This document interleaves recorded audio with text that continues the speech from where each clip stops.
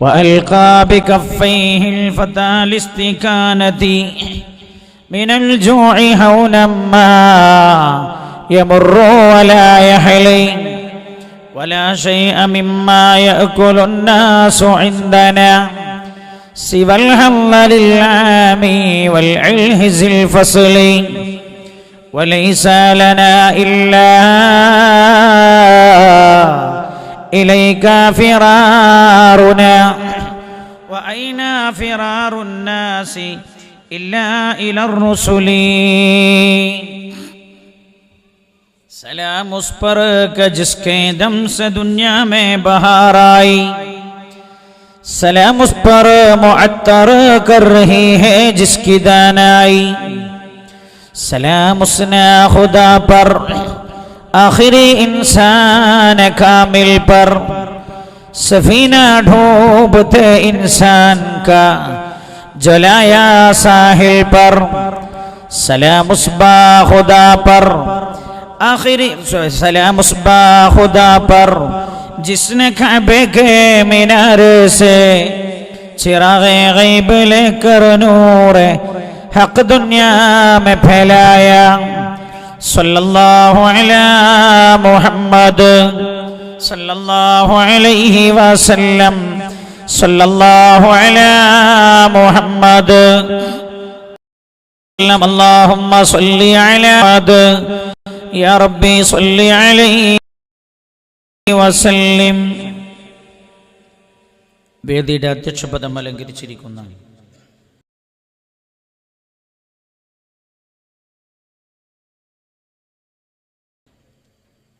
സ്ഥലം ML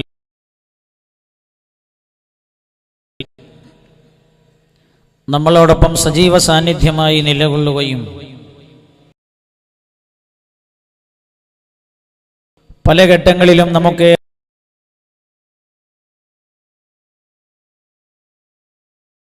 മുഹമ്മദ് ഉണ്ണി ഹാജി അവറുകളെ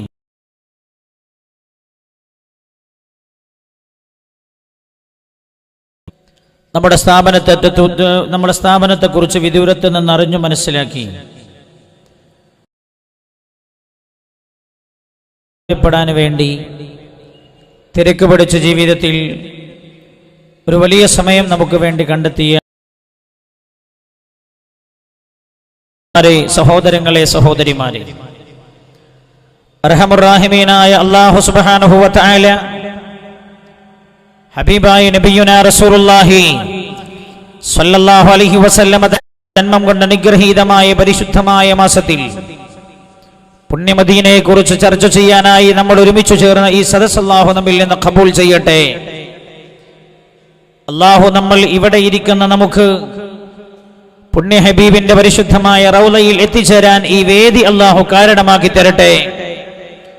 അർഹമുർ റഹീമീനായ റബ്ബേ, മദീനയിലെങ്കിലും മദീനയിൽ അന്ത്യവിശ്രമം കൊള്ളുന്ന ഞങ്ങളുടെ ഹബീബിനെ ഒരു അവസരം ലഭിച്ചില്ലെങ്കിലും വെക്കാതെ ഈ രാത്രിയിൽ ഈ കാണുന്ന രഹസ്യം അല്ലാഹുവേ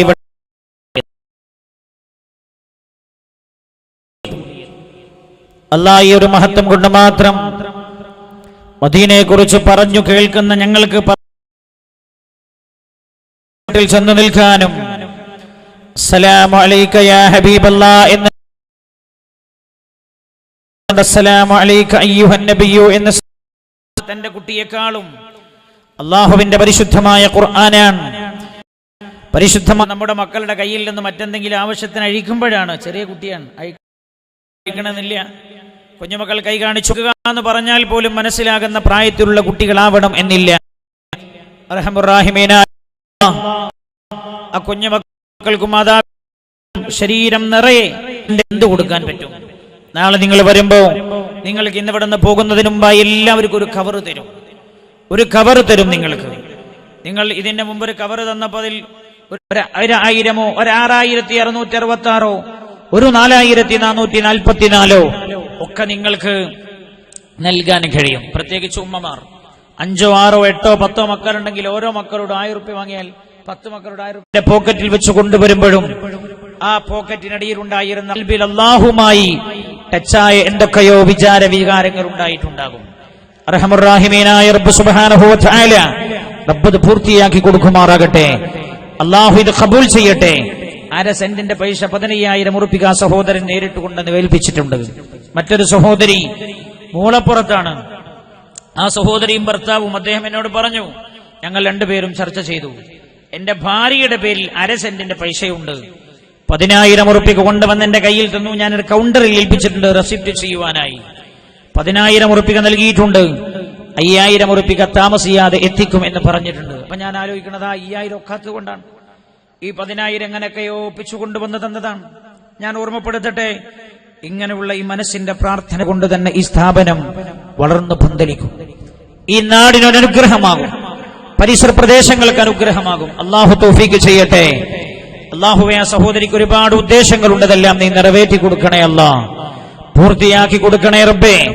അവരുടെ കുടുംബത്തിൽ നിന്നും ഭർത്താവിന്റെ കുടുംബത്തിൽ നിന്നും മരിച്ചുപോയവർക്കും നീ മഗ്ഫിറത്ത് നൽകണേ റബ്ബേ. അവരുടെ ഖബറിലേക്ക് അതിന്റെ ഫലം നീ എത്തിച്ചു കൊടുക്കണേ അല്ലാ. അതേപോലെ വേറൊരു സഹോദരി കോടിയമ്മലിൽ നിന്നൊരു സഹോദരിയാണ്.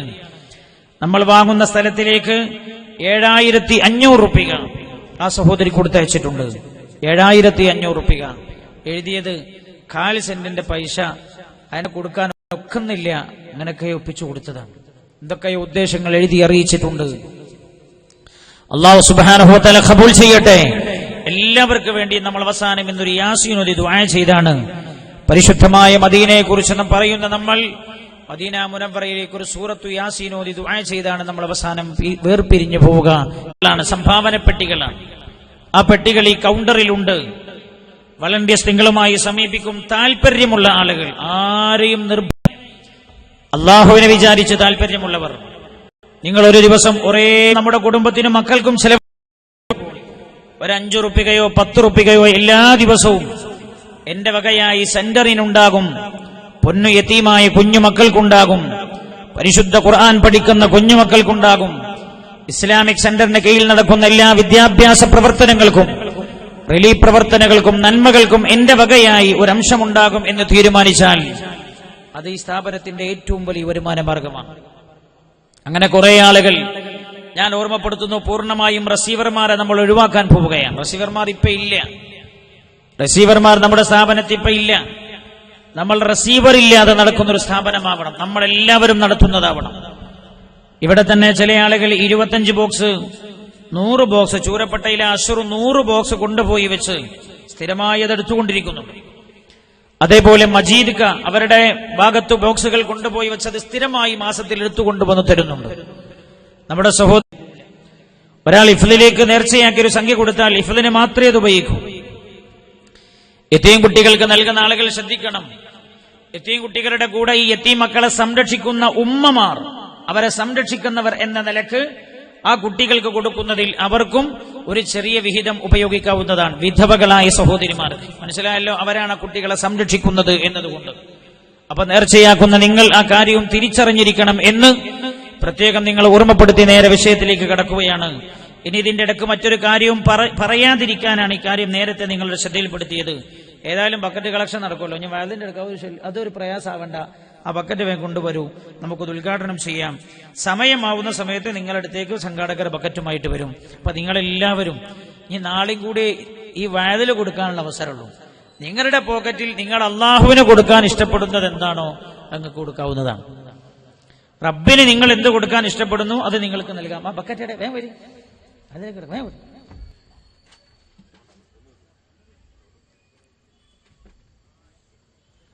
ബിസ്മില്ലാഹിർ റഹ്മാനിർ റഹീം. ഞാൻ ആദ്യമായി ഇത് ചെയ്തത് ഇതിപ്പം കൊടുക്കാനായി എന്നുള്ളത് കൊണ്ടല്ല, ഞാൻ സമയമാകുമ്പോൾ പ്രവർത്തകർ നിങ്ങളടുത്ത് വരും. വയലിനിടയ്ക്ക് ഒരു തടസ്സമാവണ്ടെന്ന് കരുതിയില്ല. ഞാൻ നേരെ വയലിലേക്ക് കയറണം, വയൽ മാത്രമേ പറയൂ. ബാക്കി കാര്യങ്ങളൊക്കെ നിങ്ങളുടെ ശ്രദ്ധയിൽപ്പെടുത്തി കഴിഞ്ഞു. ഞാൻ പറഞ്ഞല്ലോ, ഇടയ്ക്ക് നിങ്ങൾക്ക് കവർ തരും. ആ കവർ നാളെ നിങ്ങൾ ഇന്ന് പോയി എല്ലാവരോടും ഓരോ സംഖ്യയൊക്കെ വാങ്ങിയിൽ നിറച്ച്, അല്ലെങ്കിൽ ഉമ്മമാരാണെങ്കിൽ പൊന്ന് നിറച്ച്, എന്നാലും കുഴപ്പമില്ല. നിങ്ങൾ നാളെ വരുമ്പോൾ നിങ്ങളുടെ ഉദ്ദേശങ്ങളൊക്കെ പറഞ്ഞ് എഴുതി തിരിച്ചു. നാളെ ഇൻഷാ അല്ലാഹ് മഹാനായ അത്തിപ്പറ്റ ഉസ്താദ് അവர்கள் ദുആക്ക് നേതൃത്വം നൽകാൻ വരും. ഉസ്താദിന്റെ ശ്രദ്ധയിൽ ഈ കാര്യങ്ങളൊക്കെ പെടുത്തും. നാളത്തെ റസൂലുള്ളാഹി സ്വല്ലല്ലാഹു അലൈഹി വസല്ലം അങ്ങനെ പരസ്യമായി പ്രബോധനം നടത്താനുള്ള കൽപ്പന വന്നപ്പോഴാ ഹബീബായ നബിയുനാ റസൂലുള്ളാഹി സ്വല്ലല്ലാഹു അലൈഹി വസല്ലം തങ്ങൾ ജബൽ അബീ ഖുബൈസിന്റെ മുകളിൽ കയറുന്നത്.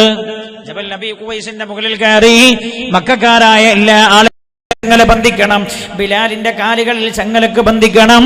ഉമയ്യത്തിന്റെ കിങ്കരന്മാർ പറഞ്ഞ പോലെ ചുട്ടുപഴുത്ത മടരാരണ്യത്തിലേക്ക് കൊണ്ടുവന്നോ. മുകൾ ഭാഗം നട്ടുച്ച സമയമാണ്. ചുട്ടുപഴുക്കുന്ന സൂര്യരശ്മികളാൻ താഴേക്ക് പതിച്ചുകൊണ്ടിരിക്കുന്നത്. നിന്റെ മുഹമ്മദിനെ ഞാൻ ഉപേക്ഷിച്ചു റളിയല്ലാഹു അൻഹു നോക്കിയിട്ട് പറഞ്ഞു, സുദ്ദീ,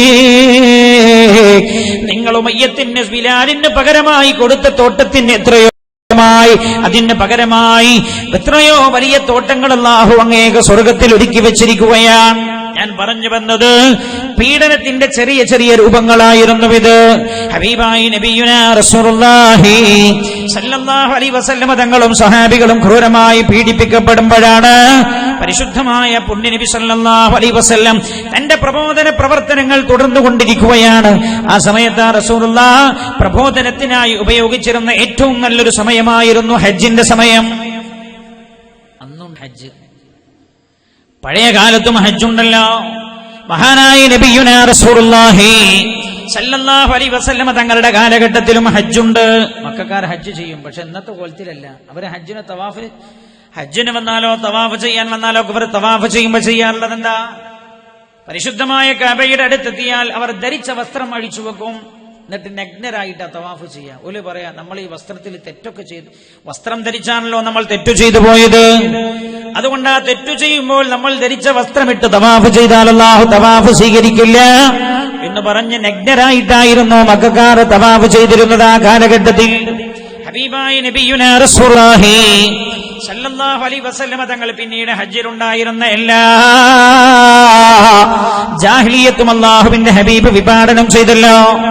മഹാനായ നബിയുനാ റസൂലുള്ളാഹി സല്ലല്ലാഹു അലൈഹി വസല്ലം തങ്ങൾ ഏറ്റവും കൂടുതൽ പ്രബോധനത്തിനായി ഉപയോഗിച്ചിരുന്നത് ഹജ്ജിന്റെ കാലഘട്ടമായിരുന്നു. ആ സമയത്താണ് മദീന മുനവ്വറയിൽ നിന്ന്, അന്ന് മദീനക്ക് മദീന എന്ന പേര് ലഭിച്ചിട്ടില്ല, മദീനയിൽ നിന്ന് ഏതാനും ആളുകൾ ഹജ്ജിനായി പരിശുദ്ധമായ മക്കയിൽ വരുന്നത്. മഹാനായ നബിയുനാ റസൂലുള്ളാഹി സല്ലല്ലാഹു അലൈഹി വസല്ലം തങ്ങൾ അവരെ കാണാനിടയായി. പരിശുദ്ധമായ ദീനിനെ കുറിച്ച് അവർക്ക് പറഞ്ഞു കൊടുത്തു. മദീനയിൽ നിന്ന് വന്ന ഇവരതാ ഈ പരിശുദ്ധമായ മതത്തിൽ ആകൃഷ്ടരാവുകയാണ്. അവർ അല്ലാഹുവിന്റെ ഹബീബിനോട് വിശ്വസിച്ചു. വിശ്വസിച്ച പാടെ ശ്രദ്ധിക്കണേ, പുണ്യനബി മദീനയിലേക്ക് എത്തുന്നത് എങ്ങനെയാണ്? എന്റെ പ്രിയമുള്ളവരെ ശ്രദ്ധിക്കണം. അവർ വിശ്വസിച്ച പാടെ മക്കയിൽ അല്ലാഹുവിന്റെ ഹബീബ് അനുഭവിക്കുന്ന, സ്വഹാബികളും അനുഭവിക്കുന്ന താടനങ്ങളും പീഡനങ്ങളും വേദനകളും മനസ്സിലാക്കിയ മദീനക്കാരായ സ്വഹാബികൾ റസൂലുള്ളാഹിനോട് പറഞ്ഞു, ഹബീബായ നബിയേ, അങ്ങെന്തിനാണ് ഈ വേദനകൾ സഹിച്ച് ഈ മക്കയിൽ താമസിക്കുന്നത്? അങ്ങെന്തിനാ ഹബീബേ ഇത്ര വലിയ പീഡനങ്ങൾ സഹിച്ചിവിടെ കഴിഞ്ഞുകൂടുന്നത്? യാ റസൂലുള്ളാഹ്, അങ്ങ് ഞങ്ങളുടെ കൂടെ വരൂ നബിയേ, മദീനയിലേക്ക് വരൂ യാ റസൂലല്ലാഹ്. മദീനയിൽ അങ്ങേക്ക് വേണ്ട, അങ്ങയുടെ അനുജന്മാർക്ക് വേണ്ട, ഈ പരിശുദ്ധമായ ദീന് വളരാൻ വേണ്ട എല്ലാ സഹായവും ഞങ്ങൾ ചെയ്യാം നബിയേ എന്ന് അവർ മഹാനായ നബിയുനാ മുഹമ്മദ് മുസ്തഫ സല്ലല്ലാഹു അലൈഹി വസല്ലം തങ്ങളോട് പറയുകയാണ്. അല്ലാഹുവിന്റെ ഹബീബ് പക്ഷേ മക്ക വിട്ടു പോകാൻ തയ്യാറായില്ല. അവരോട് പറഞ്ഞു, എന്റെ റബ്ബിന്റെ കൽപ്പനയില്ലാതെ അല്ലാഹുവിന്റെ പരിശുദ്ധമായ ഭവനമുള്ള ഈ മണ്ണിൽ നിന്ന് ഞാൻ പരിശുദ്ധമായ നിങ്ങളുടെ നാട്ടിലേക്ക് ഞാൻ വരാൻ ഉദ്ദേശിക്കുന്നില്ല. അല്ലാഹുവിന്റെ ഹബീബ് അവരെ തിരിച്ചു പറഞ്ഞേക്കുകയാണ്. പിറ്റത്തെ വർഷം മദീനയിൽ നിന്ന് മറ്റൊരു സംഘം ഹജ്ജിനായി മക്കയിലേക്ക് വരികയാണ്. ഈ ആദ്യ വർഷം പോയി കണ്ട ഈ സംഘം അല്ലാഹുവിന്റെ ഹബീബിനെ സല്ലല്ലാഹു അലൈഹി വസല്ലം തങ്ങളെ കണ്ടു പരിചയപ്പെട്ട ഈ സംഘമാളുകൾ തൊട്ടടുത്ത വർഷം ഹജ്ജിനായി വരുന്ന ആ സംഘത്തോട് പറഞ്ഞു, അവരോട് പറഞ്ഞു, ഇങ്ങനെ ഒരാളുണ്ട് മക്കയിൽ, നിങ്ങൾ ഹജ്ജിന് പോയാൽ ആ നബിയെ കാണണേ, ആ നബി പറയുന്നത് കേൾക്കണേ, ആ നബിയിൽ നിങ്ങൾ വിശ്വസിക്കണേ, ആ നബിക്ക് നിങ്ങൾ സഹായികളാവണേ, ആ നബിയോട് നമ്മുടെ നാട്ടിലേക്ക് വരാൻ പറയണേ. തലേ വർഷം അവർ ക്ഷണിച്ചതാണ്. അല്ലാഹുവിന്റെ ഹബീബിനെ മദീനക്കാർ, അല്ലാഹുവിന്റെ ഹബീബിനോട് മദീനക്കാർക്കുണ്ടായിരുന്ന സ്നേഹം ഖൽബിന്റെ അടിത്തട്ടില, മനസ്സിന്റെ അടിത്തട്ടില. നോക്കൂ നിങ്ങൾ, അവർ റസൂലുള്ളാഹിനോട് ഇങ്ങോട്ട് വരാൻ രണ്ടാം സംഘത്തോടും ആവശ്യപ്പെടുകയാണ്. രണ്ടാമത്തെ വർഷം ഹജ്ജിനായി പോയി സംഘമാളുകൾ മഹാനായ നബിയുനാ മുഹമ്മദ് മുസ്തഫ നല്ല സ്വലാത്ത് ചൊല്ലിയ ആ സ്വലാത്തിന്റെ ചോട്ട് നമുക്ക് ദ്വാരക്കണ്ട്. ഏറ്റവും ചുരുങ്ങിയത് ഒരു 100-300 സ്വലാത്തിലധികമെങ്കിൽ ഈ സദസ്സിന് ചൊല്ലണം. നമുക്ക് മഹാനായ നബിയുനാ റസൂലുള്ളാഹി സല്ലല്ലാഹു അലൈഹി വസല്ലം തങ്ങളെ ചെന്ന് കാണുകയാണ് ഈ രണ്ടാം സംഘം ആളുകളും. റസൂലുള്ളാഹിയുടെ ഉപദേശം അവർ കേട്ടോ, അല്ലാഹുവിന്റെ ഹബീബ് ഇവർ വിശ്വസിച്ചു. അല്ലാഹുവിന്റെ റസൂൽ സല്ലല്ലാഹു അലൈഹി വസല്ലം തങ്ങൾ മഹാനായ റസൂലുള്ളാഹിന്റെ ഉപദേശം സ്വീകരിച്ചുകൊണ്ടവർ പരിശുദ്ധമായ മദീനയിലേക്ക് തിരിച്ചു വരാൻ ഒരുങ്ങുകയാണ്. അവർ അല്ലാഹുവിന്റെ ഹബീബിനുമായി അവിടെ വെച്ചൊരു ഉടമ്പടി ഉണ്ടാക്കി. മക്കയിൽ വെച്ച് മഹാനായ നബിയുനാ റസൂലുള്ളാഹി സല്ലല്ലാഹു അലൈഹി വസല്ലം തങ്ങൾ അവർ റസൂലുള്ളാഹിനെ മദീനത്തേക്ക് ഇവരും ക്ഷണിച്ചവർ പറഞ്ഞു, ഹബീബായ നബിയേ, അങ്ങെന്തിനാണ് ഈ ക്രൂരമായ പീഡനങ്ങളെ സഹിച്ചവിടെ കഴിയുന്നത്? വരൂ ഹബീബേ, ഞങ്ങളുടെ നാട്ടിലേക്ക് ഞങ്ങൾ അങ്ങയെ ഏറ്റെടുക്കാം. അങ്ങയെ മാത്രമല്ല അങ്ങയുടെ സ്വഹാബികളെയും ഏറ്റെടുക്കാമെന്നവർ പറഞ്ഞു. മഹാനായ നബിയുനാ റസൂലുള്ളാഹി സല്ലല്ലാഹു അലൈഹി വസല്ലം തങ്ങളോട് അവർ ആവശ്യപ്പെട്ടപ്പോഴാണ് അല്ലാഹുവിന്റെ ഹബീബ് ഇവിടെ വെച്ചവരുമായി ഒരു ഉടമ്പടിയിൽ ഒപ്പുവെക്കുന്നത്, ഒരു ഉടമ്പടി ഉണ്ടാക്കുന്നത്, ഒരു കരാറുണ്ടാക്കുകയാണ് അവരുമായി. ഒന്നാം അഖബയതായിട്ടാണല്ലോ അറിയപ്പെടുന്നത്. ഹബീബായി നബിയുനാ മുഹമ്മദ് മുസ്തഫ സല്ലല്ലാഹു അലൈഹി വസല്ലം തങ്ങളും മദീനക്കാരും തമ്മിലുണ്ടാക്കിയ ഒരു ബൈഅത്തായിരുന്നു അത്, ഒരു ഉടമ്പടിയായിരുന്നു അത്. മദീനക്കാരായ ആളുകൾ പറഞ്ഞു, നബിയേ, അങ്ങ് ഈ നാട് ഒഴിവാക്കി വന്നാൽ, അങ്ങ് ഞങ്ങളുടെ മദീനയിലേക്ക് വന്നാൽ, യാ റസൂലല്ലാഹ്, ഞങ്ങൾ ഞങ്ങളുടെ പൊന്നു മക്കളെ, ഞങ്ങൾ ഞങ്ങളുടെ പൊന്നു ഭാര്യമാരെ, ഞങ്ങളുടെ പൊന്നു മാതാപിതാക്കളെ എങ്ങനെയാണോ ഞങ്ങൾ സംരക്ഷിക്കുന്നത്, അതേപോലെ ഞങ്ങൾ അങ്ങയെ സംരക്ഷിക്കും നബിയേ. അങ്ങയുടെ അനുജന്മാർ ഞങ്ങൾ ഏറ്റെടുക്കും നബിയേ. അങ്ങയുടെ പരിശുദ്ധമായ ദീനിൽ ഞങ്ങൾ സഹായികൾ ഉണ്ടാകും യാ റസൂലല്ലാഹ്. മഹാനായ നബിയുനാ റസൂലുള്ളാഹി സല്ലല്ലാഹു അലൈഹി വസല്ലം തങ്ങളുമായ ഒരു കരാറിൽ അവർ ഏർപ്പെടുകയാണ്. അങ്ങനെ ആ ബൈഅത്ത് അവിടെ വെച്ച് നടക്കുകയാണ്. അത് കഴിഞ്ഞവർ തിരിച്ചുപോയി. പുണ്യ നബി ഇവരോട് പറഞ്ഞു, സല്ലല്ലാഹു അലൈഹി വസല്ലം, സ്വഹാബാ, മദീനക്കാരായ സ്വഹാബാ, എന്റെ അല്ലാഹുവിന്റെ കൽപ്പന വരുമ്പോഴാണ് ഞാൻ മദീന മുനവ്വറയിലേക്ക് വരുന്നത്. അതിനു മുമ്പായി അല്ലാഹുവിന്റെ ഹബീബ് സ്വഹാബികൾക്ക് മദീന മുനവ്വറയിലേക്ക് പലായനം ചെയ്യാനുള്ള അനുവാദം നൽകി. മക്കയിൽ പിടിച്ചു നിൽക്കാനും കഴിയുന്നില്ല. ക്രൂരമായ പീഡനങ്ങളാണ്, താടനങ്ങളാണ്. കേട്ടില്ലേ നിങ്ങൾ സുമയ്യ ബീവി റളിയല്ലാഹു അൻഹയെ കുറിച്ച്? സഹോദരീ, പരിശുദ്ധമായ ദീനിന് വേണ്ടി നമ്മൾ എന്ത് സഹിച്ചുവെന്ന് ആലോചിക്കണം നമ്മൾ. അവരൊക്കെ നാളെ അല്ലാഹുവിന്റെ സന്നിധിയിൽ വന്ന് അല്ലാഹുവിനോട് അവർ ചെയ്ത ത്യാഗങ്ങളെ കുറിച്ച് പറയുമ്പോൾ നമുക്കെന്ത് ത്യാഗമാണ് അല്ലാഹുവിന് വേണ്ടി പറയാനുള്ളത്? മഹാൻ മഹദി സുമയ്യ ബീവി റളിയല്ലാഹു അൻഹ ഹബീബായ നബിയുനാ റസൂലുള്ളാഹി സല്ലല്ലാഹു അലൈഹി വസല്ലം തങ്ങളിൽ വിശ്വസിച്ചു വന്ന കാര്യം അബൂജഹൽ അറിഞ്ഞപ്പോഴാണ് അബൂജഹൽ കടന്നു വന്നത്. അബൂജഹൽ വന്നിട്ട് യാസിർ കുടുംബമാണ്, അബൂജഹലുമായി ബന്ധമുള്ള ആളുകളാണിവർ. വന്നിട്ട് അബൂജഹൽ സുമയ്യ ബീവി റളിയല്ലാഹു അൻഹ വിശ്വസിച്ചു വന്നറിഞ്ഞപ്പോഴാണ് ഇരുമ്പിന്റെ ദണ്ട് പഴിപ്പിക്കുന്നത്. കേൾക്കണേ, ഇരുമ്പിന്റെ ദണ്ട് പഴിപ്പിച്ച് സുമയ്യ ബീവി റളിയല്ലാഹു അൻഹയുടെ ഗുഹ്യ ഭാഗത്തുകൂടെ കയറ്റുകയാണ്, മൂർധാവിലൂടെ വലിച്ചെടുക്കുകയാ. ചുട്ടുപഴുത്ത ഇരുമ്പിന്റെ ദണ്ടിൽ കിടന്ന് പിടഞ്ഞാണ് സുമയ്യ ബീവി റളിയല്ലാഹു അൻഹ ലോകത്തോട് വിട പറഞ്ഞത്. ആ വിവരം അറിഞ്ഞപ്പോഴാണ് അല്ലാഹുവിന്റെ ഹബീബ് ഇങ്ങനെ പറഞ്ഞത്, ഇസ്ബിറാ യാസിർ ഫഇന്ന മൗഇദകുമുൽ ജന്ന. യാസിർ കുടുംബമേ, ക്ഷമിച്ചോളൂ, നിങ്ങളുടെ വാസസ്ഥലം സ്വർഗമാ, നിങ്ങളുടെ വാസസ്ഥലം സ്വർഗമാ. മക്ക ജീവിതത്തിലുണ്ട്.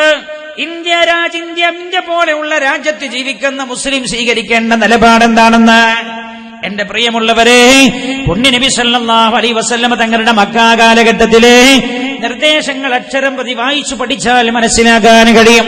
ഞാൻ പറഞ്ഞു വരുന്നത് ഇങ്ങനെ ക്രൂരമായ താടന പീഡനങ്ങളാണ്. ശതഗുണീഭവിക്കുകയാണ്, കുറയുന്നില്ല. പിടിച്ചു നിൽക്കാൻ കഴിയാത്ത ഘട്ടം വന്നു.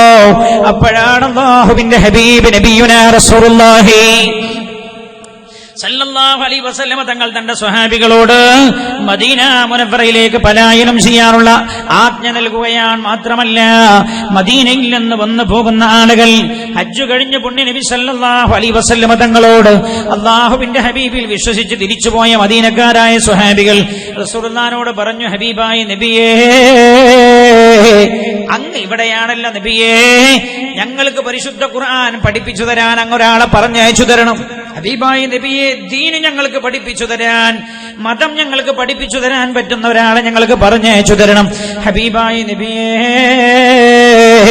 മദീനക്കാരായ ഞങ്ങൾക്ക് ദീൻ എടുത്തറിയാനാണ്, ഖുർആൻ പഠിപ്പിക്കാൻ ഒരാളെ പറഞ്ഞേക്കണം. മഹാനായ നബിയുനാ റസൂലുള്ളാഹി സല്ലല്ലാഹു അലൈഹി വസല്ലമ തങ്ങൾ പറഞ്ഞയച്ചിരുന്നത് ആരെയാണെന്നറിയുമോ?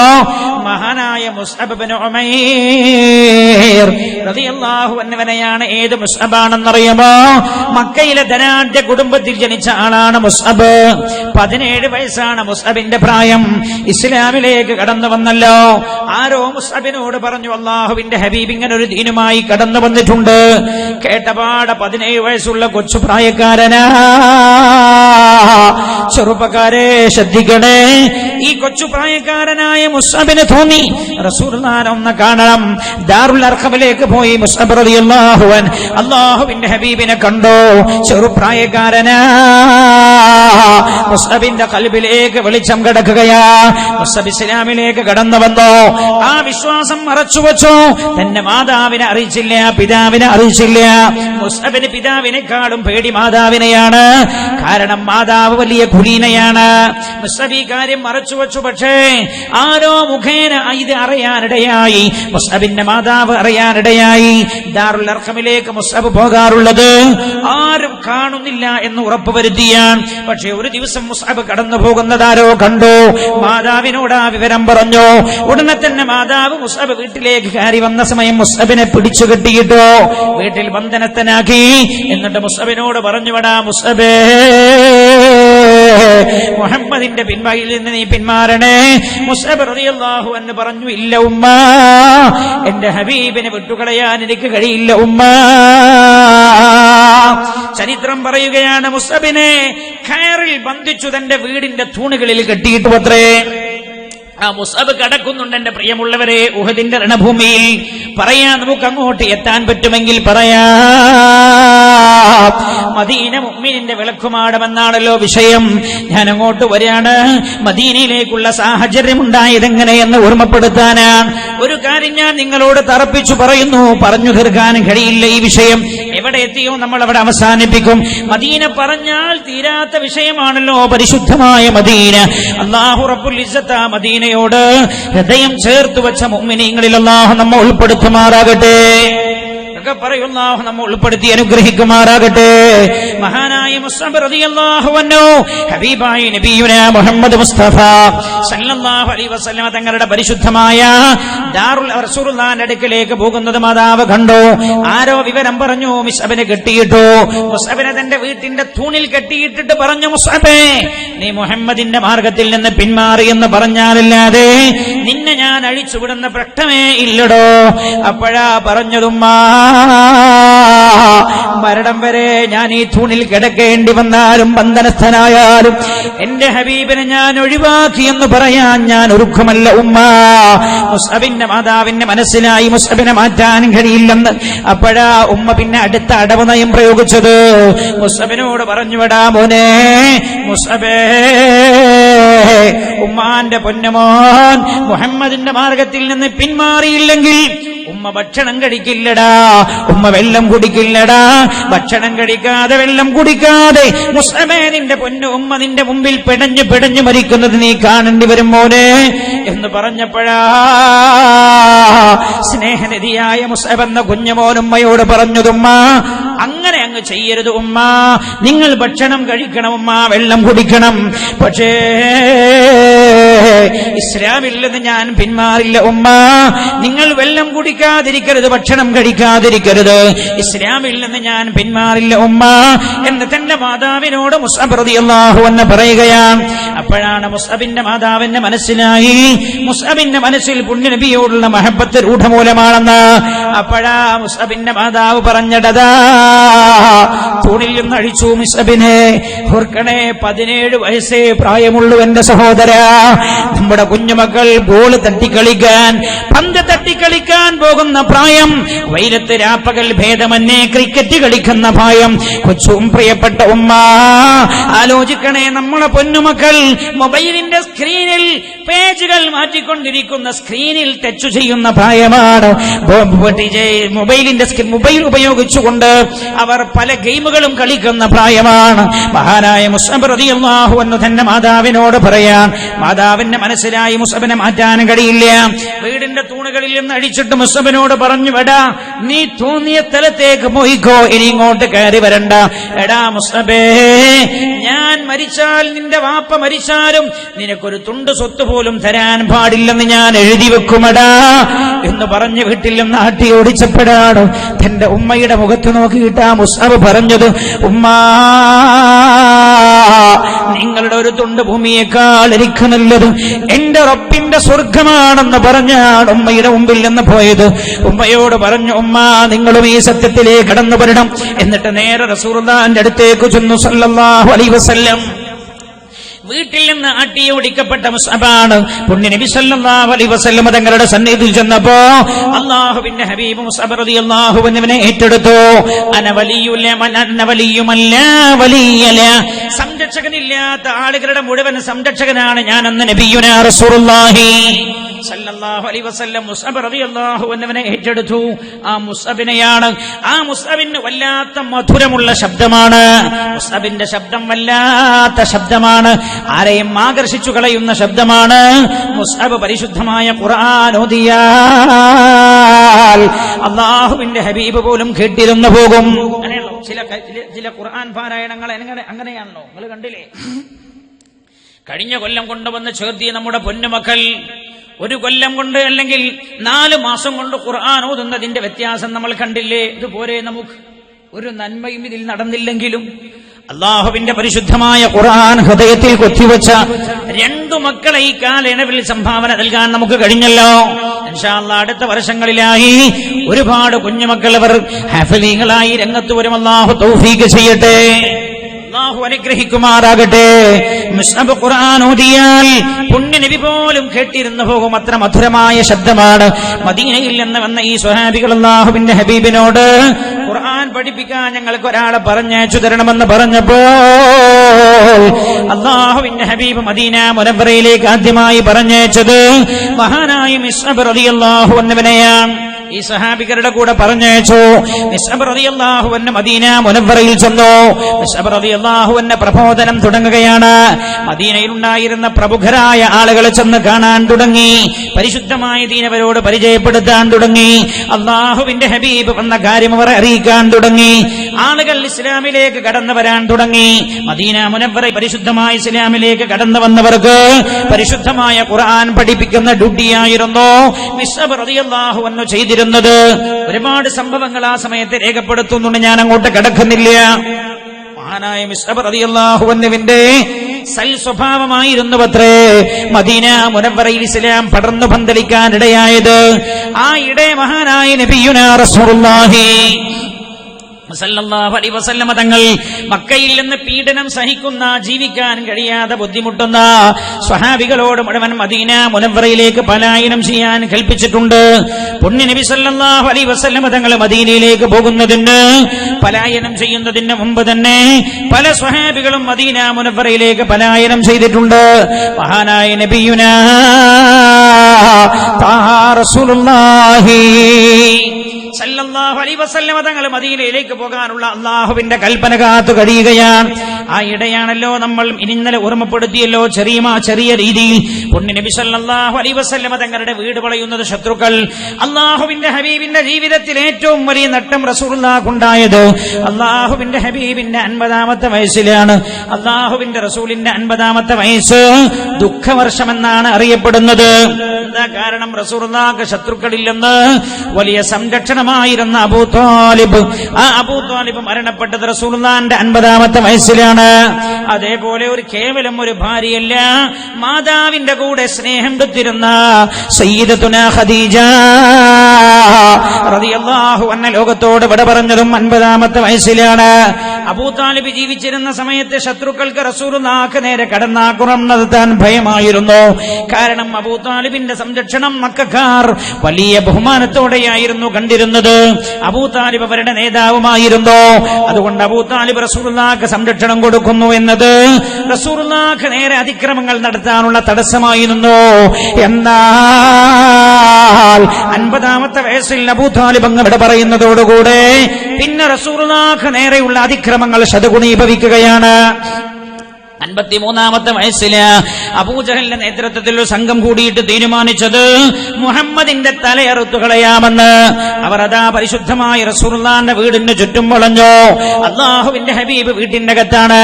റസൂലുള്ളാഹി സ്വല്ലല്ലാഹു അലൈഹി വസല്ലം തങ്ങളെ ഈ വിവരം അറിയുന്നില്ല. രാത്രി ഉറങ്ങാൻ കിടന്നതാ. വീട്ടിനകത്ത് ആരാണുള്ളതെന്നറിയുമോ?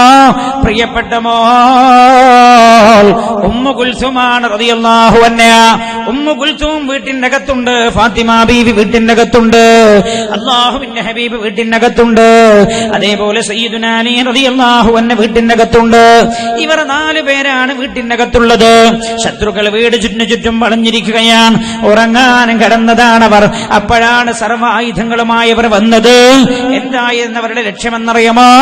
രാവിലെ റസൂലുള്ള വീടിന്റെ കതക് തുറക്കുമ്പോ വീട്ടിനകത്തേക്ക് ഇരച്ചു കയറണം. എന്നിട്ട് പിഞ്ചുമക്കളായ റുഖയ്യമോ ഉമ്മു കുൽസൂമിന്റെയും ഫാത്തിമ ബീവിയുടെയും മുന്നിലിട്ട് മുഹമ്മദിനെ ഇഞ്ചിഞ്ചായി വെട്ടിക്കൊലപ്പെടുത്തണമെന്നതായിരുന്നു അവരുടെ തീരുമാനം. ഉടനെ തന്നെ നസലൽ അമീൻ മലക്ക് ജിബ്രീൽ അലൈഹിസ്സലാം ഇറങ്ങി വരാ. നിങ്ങൾ ആലോചിച്ചു എന്തൊക്കെ പീഡന പുണ്യ നബി സഹിച്ചത്.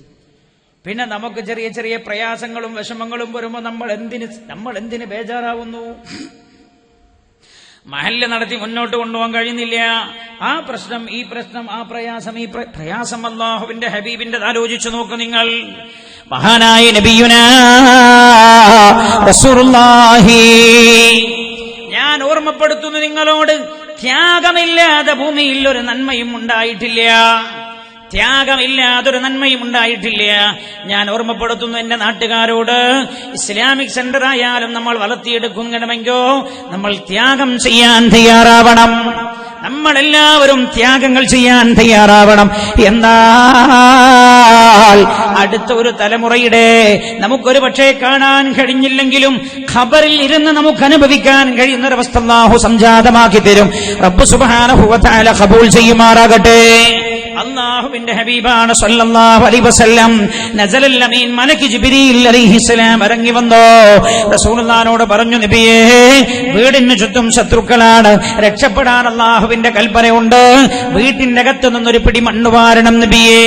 ഞങ്ങൾ ഇപ്പൊ വീട്ടിന്റെ അകത്തളം മണ്ണ, അല്ലാഹുവിന്റെ ഹബീബിന്റെ വീട്ടിന്റെ അകത്തളം മണ്ണാണ് സല്ലല്ലാഹു അലൈഹി വസല്ലം. നിങ്ങൾ ആലോചിച്ച് നോക്ക്, യാതൊരു സൗകര്യമില്ലാത്ത അല്ലേ പുണ്യ നബി ഈ ലോകത്ത് ജീവിച്ചു പോയത്? യാതൊരു സൗകര്യമില്ലാത്തൊരു കാലത്തല്ലേ അല്ലാഹു ഹബീബായ റസൂലുള്ളാഹിനെ ജീവിപ്പിച്ചത്. വീട്ടിന്റെ അകത്തുനിന്നൊരു പിടിമണ്ണ് വാരി പരിശുദ്ധമായ ഖുർആനിന്റെ വചനങ്ങളോതി മന്ത്രിച്ചു. കഥ കുതിർന്ന ശത്രുക്കളുടെ മുഖത്തേക്ക് എറിയാനുള്ള കൽപ്പനയുണ്ടായി. എറിഞ്ഞു.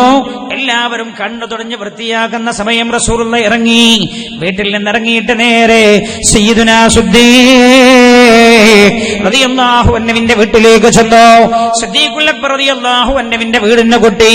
സിദ്ദീഖ് റളിയല്ലാഹു അൻഹു വീട് തുറന്നു. അല്ലാഹുവിന്റെ ഹബീബാണ് സ്വീകരിച്ചു. അർദ്ധരാത്രിയാ പുണ്യ നബി വന്നത്. സിദ്ദീഖ് തങ്ങൾ ചോദിച്ചു, ഹബീബായ നബിയേ, എന്തേ അർദ്ധരാത്രി ഞങ്ങൾ വന്നത്? പറഞ്ഞത്, സിദ്ദീഖ്, കൊല്ലാനായി ആളുകൾ വീട് വളഞ്ഞിരിക്കുകയാണ്, രക്ഷപ്പെടാൻ അല്ലാഹുവിന്റെ കൽപ്പനയുള്ളത് കൊണ്ടാണ് ഞാൻ ഇങ്ങോട്ട് വന്നത്. ഞാൻ മദീനയിലേക്ക് പോകാൻ അല്ലാഹു എന്നോട് നിർദ്ദേശിച്ചിരിക്കുകയാണ്. സിദ്ദീഖ് തങ്ങളെ അങ്ങന്റെ കൂടെ വേണമെന്ന് മഹാനായ നബിയുനാ റസൂലുള്ളാഹി സല്ലല്ലാഹു അലൈഹി വസല്ലം വല്ലാത്തൊരു സ്നേഹബന്ധമാണ്. നമ്മൾ പറയും മദീന നൽകുന്നൊരു പാഠമുണ്ട്.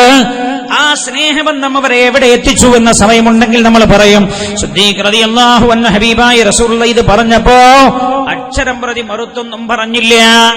അതാ നമ്മൾ ചിന്തിക്കേണ്ടത്. അർദ്ധരാത്രി വന്ന് പറയുകയാണ് സിദ്ദീഖേ അങ്ങന്റെ കൂടെ വരണേ. സിദ്ദീഖുൽ അക്ബർ റളിയല്ലാഹു അൻഹു റസൂലുള്ളാഹിനോട് പറഞ്ഞില്ല ഹബീബായ നബിയേ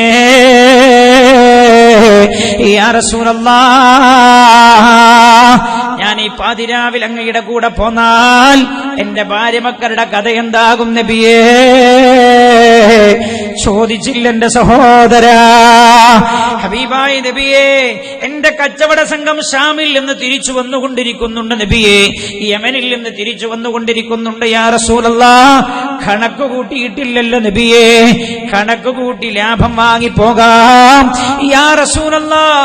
2 ദിവസം അങ്ങ് ഇവിടെ താമസിച്ചോളൂ എന്ന് പറഞ്ഞില്ല സിദ്ദീഖ് റളിയല്ലാഹു അൻഹു ഹബീബായ നബിയുനാ റസൂലുള്ളാഹി സല്ലല്ലാഹു അലൈഹി വസല്ലം തങ്ങളോട് യാ റസൂലല്ലാഹ് എന്റെ ഈത്തപ്പന തോട്ടങ്ങളിൽ ഈത്തപ്പഴം പഴുത്തു ഭാഗമായിരിക്കുകയാണ്, പറിക്കാൻ ആരെങ്കിലും ഏൽപ്പിക്കട്ടെ എന്ന് പറഞ്ഞില്ല. ആ അർദ്ധരാത്രിയാണ് വീട്ടിൽ നിന്ന് വീട്ടിലുള്ള അല്പം വസ്ത്രങ്ങളും അല്പം ഭക്ഷണവും എടുത്ത് ഒരു സഞ്ചിയിൽ അല്പം നാണയങ്ങൾ ഉണ്ടായിരുന്നു. ആ നാണയങ്ങളും കയ്യിലെടുത്തു സിദ്ദീഖ് റളിയല്ലാഹു അൻഹു ഹബീബായ നബിയുനാ റസൂലുള്ളാഹി സല്ലല്ലാഹു അലൈഹി വസല്ലം തങ്ങളുടെ കൂടെ പുറപ്പെടുകയാണ്. നമ്മൾ ഇന്നലെ പറഞ്ഞല്ലോ. എന്നിട്ട് അവർ രണ്ടുപേരും ചെന്ന് ഒളിച്ചിരുന്നത് ജബൽ തൗറിന്റെ മുകളിലുള്ള ഗാർ തൗർ എന്ന് പറയുന്ന ഗുഹയിലായിരുന്നു. ചരിത്രം രേഖപ്പെടുത്തുന്ന ഞാൻ വിശദീകരിക്കുന്നില്ലെന്നും ചരിത്രം രേഖപ്പെടുത്തുന്നത് 4 ദിവസം അല്ലെങ്കിൽ 3 ദിവസമാണ് അവർ അവിടെ കഴിഞ്ഞുകൂടിയത്. അത് കഴിഞ്ഞതാ ശത്രുക്കളുടെ തെരച്ചിലൊക്കെ അടങ്ങിയെന്ന് മനസ്സിലാക്കിയപ്പോ ആ ഗുഹയിൽ നിന്ന് ഇറങ്ങുന്നു. രണ്ടുപേരും മദീന മുനവ്വറ ലക്ഷ്യമാക്കി യാത്ര തിരിക്കുകയാണ്. മഹാനായ നബിയുനാ റസൂലുള്ളാഹി സല്ലല്ലാഹു അലൈഹി വസല്ലം തങ്ങൾ മക്കയിൽ നിന്ന് മദീനയിലേക്ക് പുറപ്പെട്ടിട്ടുണ്ട് എന്ന വിവരം മദീനക്കാർ അറിഞ്ഞു. ശ്രദ്ധിക്കണേ, മദീനയിലേക്കാണ് നമ്മൾ എത്തിച്ചേരുന്നത്. മദീനയിലേക്ക് ഹബീബായ നബിയുനാ റസൂലുള്ളാഹി സല്ലല്ലാഹു അലൈഹി വസല്ലം തങ്ങൾ വരുന്നുണ്ട് എന്ന വിവരം മക്കയിൽ നിന്ന് പുണ്യ നബി സല്ലല്ലാഹു അലൈഹി വസല്ലം തങ്ങൾ പലായനം ആരംഭിച്ചിട്ടുണ്ട് എന്ന വിവരം മദീനക്കാർ അറിയാനിടയായി. മദീനക്കാരങ്ങ് അറിഞ്ഞപ്പോൾ ചരിത്രം രേഖപ്പെടുത്തുന്നുണ്ട് എന്റെ പ്രിയമുള്ളവരെ മദീനക്കാരുടെ സന്തോഷത്തെക്കുറിച്ച്. ശ്രദ്ധിക്കണം, റസൂലുള്ളാഹി മദീനത്തേക്ക് വരുന്നെന്ന് കേട്ടപ്പോൾ മദീനക്കാരുടെ സന്തോഷത്തെക്കുറിച്ച് ചരിത്രം രേഖപ്പെടുത്തുന്നുണ്ട്.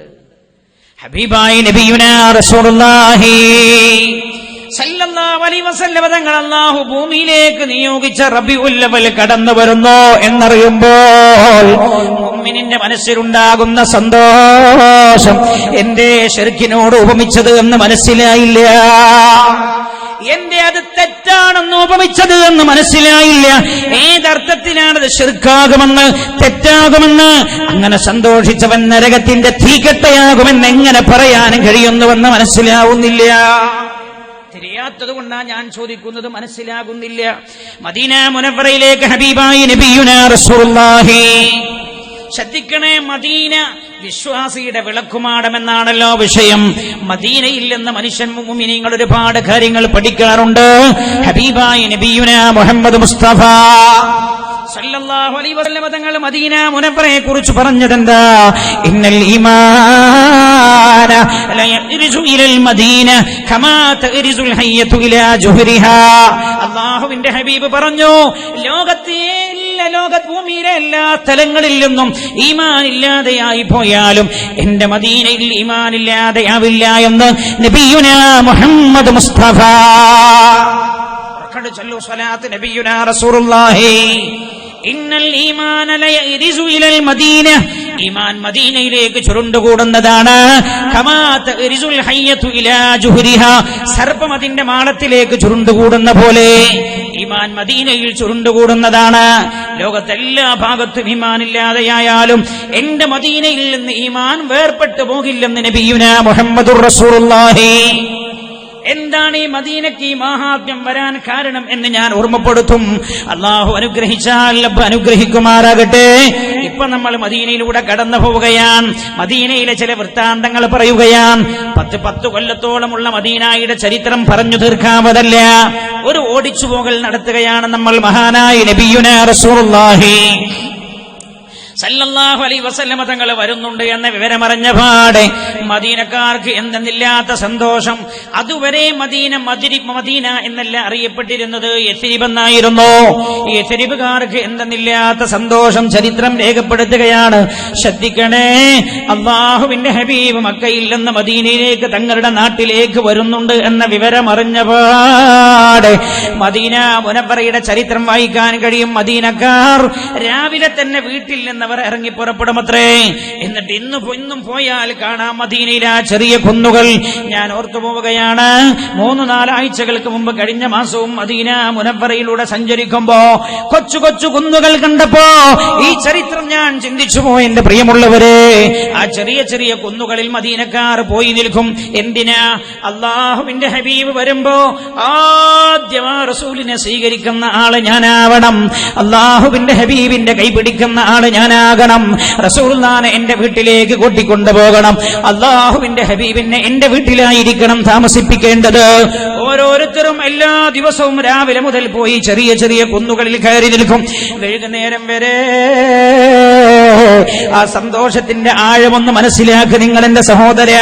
ഒരു ദിവസമല്ല, 2 ദിവസമല്ല, ദിവസങ്ങളോളം ചരിത്രം രേഖപ്പെടുത്തുന്നു. അവസാനം അല്ലാഹുവിന്റെ ഹബീബിനെ കാണാതെയായപ്പോൾ മദീനക്കാർ നിരാശരായത്രേ. അവർ പറഞ്ഞത്രേ പരസ്പരം, ഇല്ല, റസൂലുള്ളാഹി അങ്ങോട്ട് വരാൻ സാധ്യതയില്ല. ദുഃഖത്തോടെ അവർ പറഞ്ഞത്രേ, റസൂലുള്ളാഹി മറ്റേതെങ്കിലും സ്ഥലത്തേക്ക് പോയിട്ടുണ്ടാകും, നമ്മുടെ നാട്ടിലേക്ക് വരാൻ സാധ്യതയില്ല, എത്തേണ്ട സമയം കഴിഞ്ഞല്ലോ എന്നൊക്കെ അവർ ഇങ്ങനെ ചർച്ച ചെയ്യുന്ന സമയമാണ്. അവർ നിരാശരായി കഴിയുമ്പോഴാണ് മദീന മുനവ്വറയിൽ ഉണ്ടായിരുന്ന ഒരു ജൂത പണ്ഡിതനാണ് ഹബീബായ നബിയുനാ റസൂലുള്ളാഹി സല്ലല്ലാഹു അലൈഹി വസല്ലമ തങ്ങൾ മദീന മുനവ്വറയിലേക്ക് കടന്നു വരുന്നത് ആദ്യമായി കാണുന്നത് ഒരു ജൂത പണ്ഡിതനാണ്. അയാൾ വിളിച്ചു പറഞ്ഞു, മദീനക്കാരെ, നിങ്ങൾ പ്രതീക്ഷിക്കുന്ന നബിയാണ് വരുന്നത്. ആ നബിയാ കടന്നു വരുന്നത്. ആ നബിയുടെ കൂടെയുള്ളത് ആ നബിയുടെ ഏറ്റവും അടുത്ത അനുചരനാണ്. ഇതങ്ങ് കേട്ടപാട് ചരിത്രം വായിക്കണ്ട പ്രിയമുള്ളവരെ, അല്ലാഹുവിന്റെ ഹബീബ് കേവലം ഒരു നാടായ മദീനയിലേക്ക് കടന്നു വരുമ്പോൾ അവർക്കുണ്ടായ സന്തോഷം രേഖപ്പെടുത്തുകയാണ്. ഹുബ്ബുൽ അൻസാരി മിനൽ ഈമാൻ. അൻസാരികളെ സ്നേഹിക്കുന്നത് ഈമാനിന്റെ ഭാഗമാണ്. അവരെയാണ് നിങ്ങൾ പിൻപറ്റേണ്ടത് എന്ന് ഹബീബായ നബിയുനാ റസൂലുള്ളാഹി സല്ലല്ലാഹു അലൈഹി വസല്ലമ തങ്ങൾ പഠിപ്പിച്ചിട്ടുണ്ട്. അൻസാരികളതാ ചരിത്രം രേഖപ്പെടുത്തുന്നു. പുണ്യ നബി വരുന്നു എന്നറിഞ്ഞപ്പോ ഇവർ ഓടിക്കൂടി. ഇന്നുമുണ്ട് ആ സ്ഥലം, സനിയത്തുൽ വദാ എന്നാണ് ആ സ്ഥലത്തിന്റെ പേര്.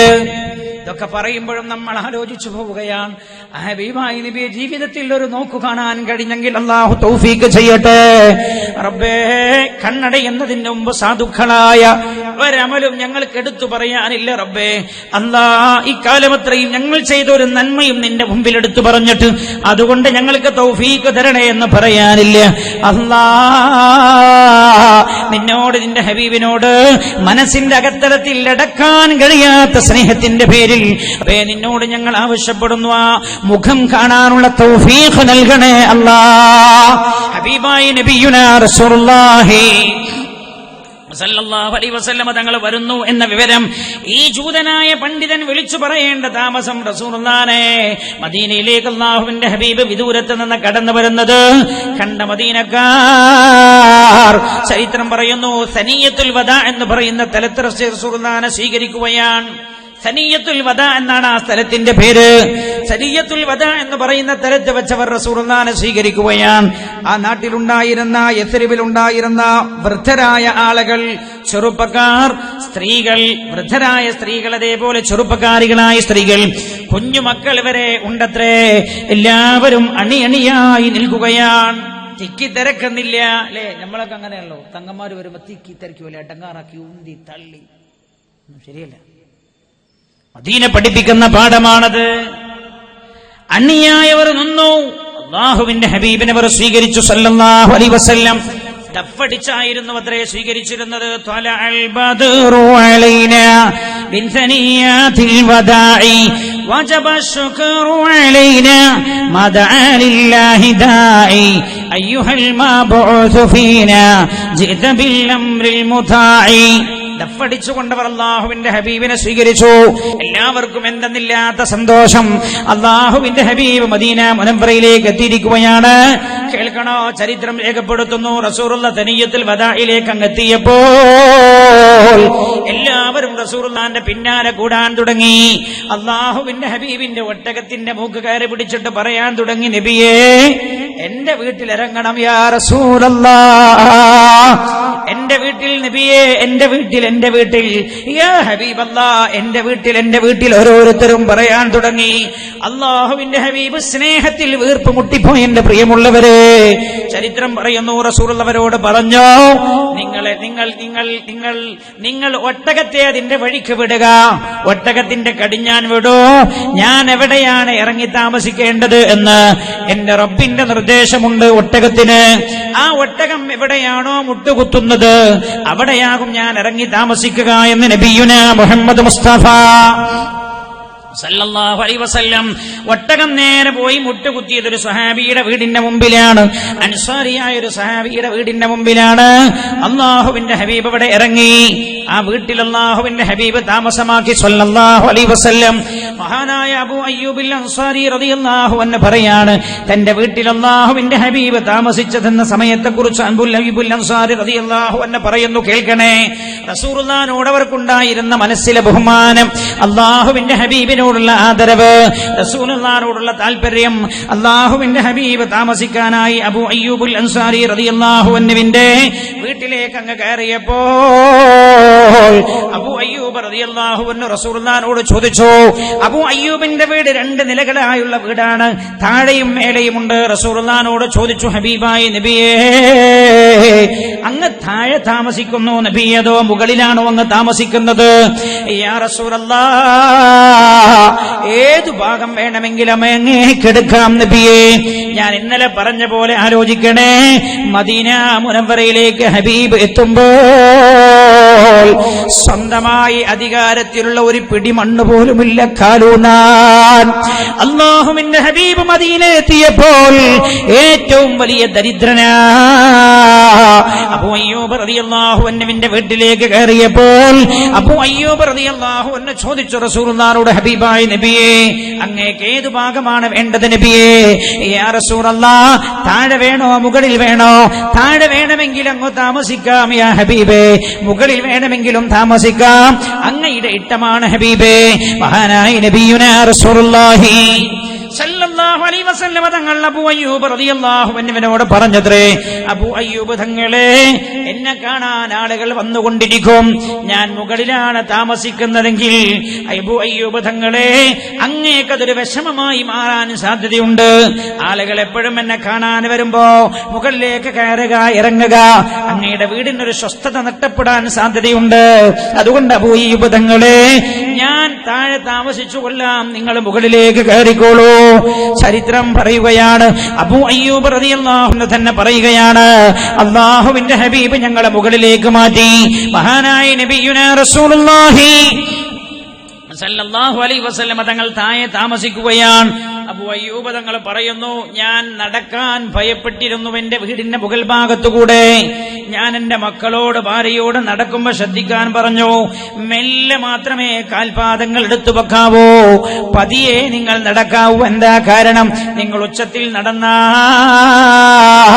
ആ കാൽപാദത്തിന്റെ ശബ്ദം റസൂലുള്ളാഹിക്ക് ശല്യമാകുമോ? മാത്രമല്ല, ആ കാൽപാദങ്ങൾ നമ്മൾ ഉച്ചത്തിൽ വെക്കുമ്പോൾ വീടിന്റെ മേൽക്കൂരയിൽ നിന്ന് പൊടിപടരങ്ങൾ അല്ലാഹുവിന്റെ ഹബീബിന്റെ രാജാതിരാജനായ അല്ലാഹുവിന്റെ ഹബീബിന്റെ ശരീരത്തിലേക്ക് പൊടിപടരങ്ങൾ വീഴുമോ എന്ന് ഞാൻ ഭയപ്പെട്ടതുകൊണ്ട് വളരെ പതിയെ മാത്രമേ ഞങ്ങൾ നടക്കാറുണ്ടായിരുന്നുവെന്ന് അബൂ അയ്യൂബുൽ അൻസാരി റളിയല്ലാഹു അൻഹു രേഖപ്പെടുത്തുകയാണ്. പഠിക്കേ അൻസാരികളുടെ സ്നേഹവും ബഹുമാനവും. അൻസാരികളുടെ സ്നേഹവും ബഹുമാനവും എത്രമാത്രം ആഴത്തിലായിരുന്നു. അതൊക്കെ ഖൽബിൽ നിന്നുണ്ടാവേണ്ടിയാണ്. പുണ്യനബി ജനിച്ച മാസമാകുമ്പോ സന്തോഷിച്ചോ നരകത്തിന്റെ തീക്കട്ടയിലാണെന്ന് പറയുന്നേക്കാളും വലിയ അപകടം ലോകത്ത് വേറെ എന്താ? അതിനേക്കാൾ വലിയ നാശം ലോകത്ത് പിന്നെ എന്താണ്? നിങ്ങൾ ചിന്തിക്കുന്നതൊക്കെ സ്വഹാബികൾ കാണിച്ചു തന്ന മാതൃകയാണ്.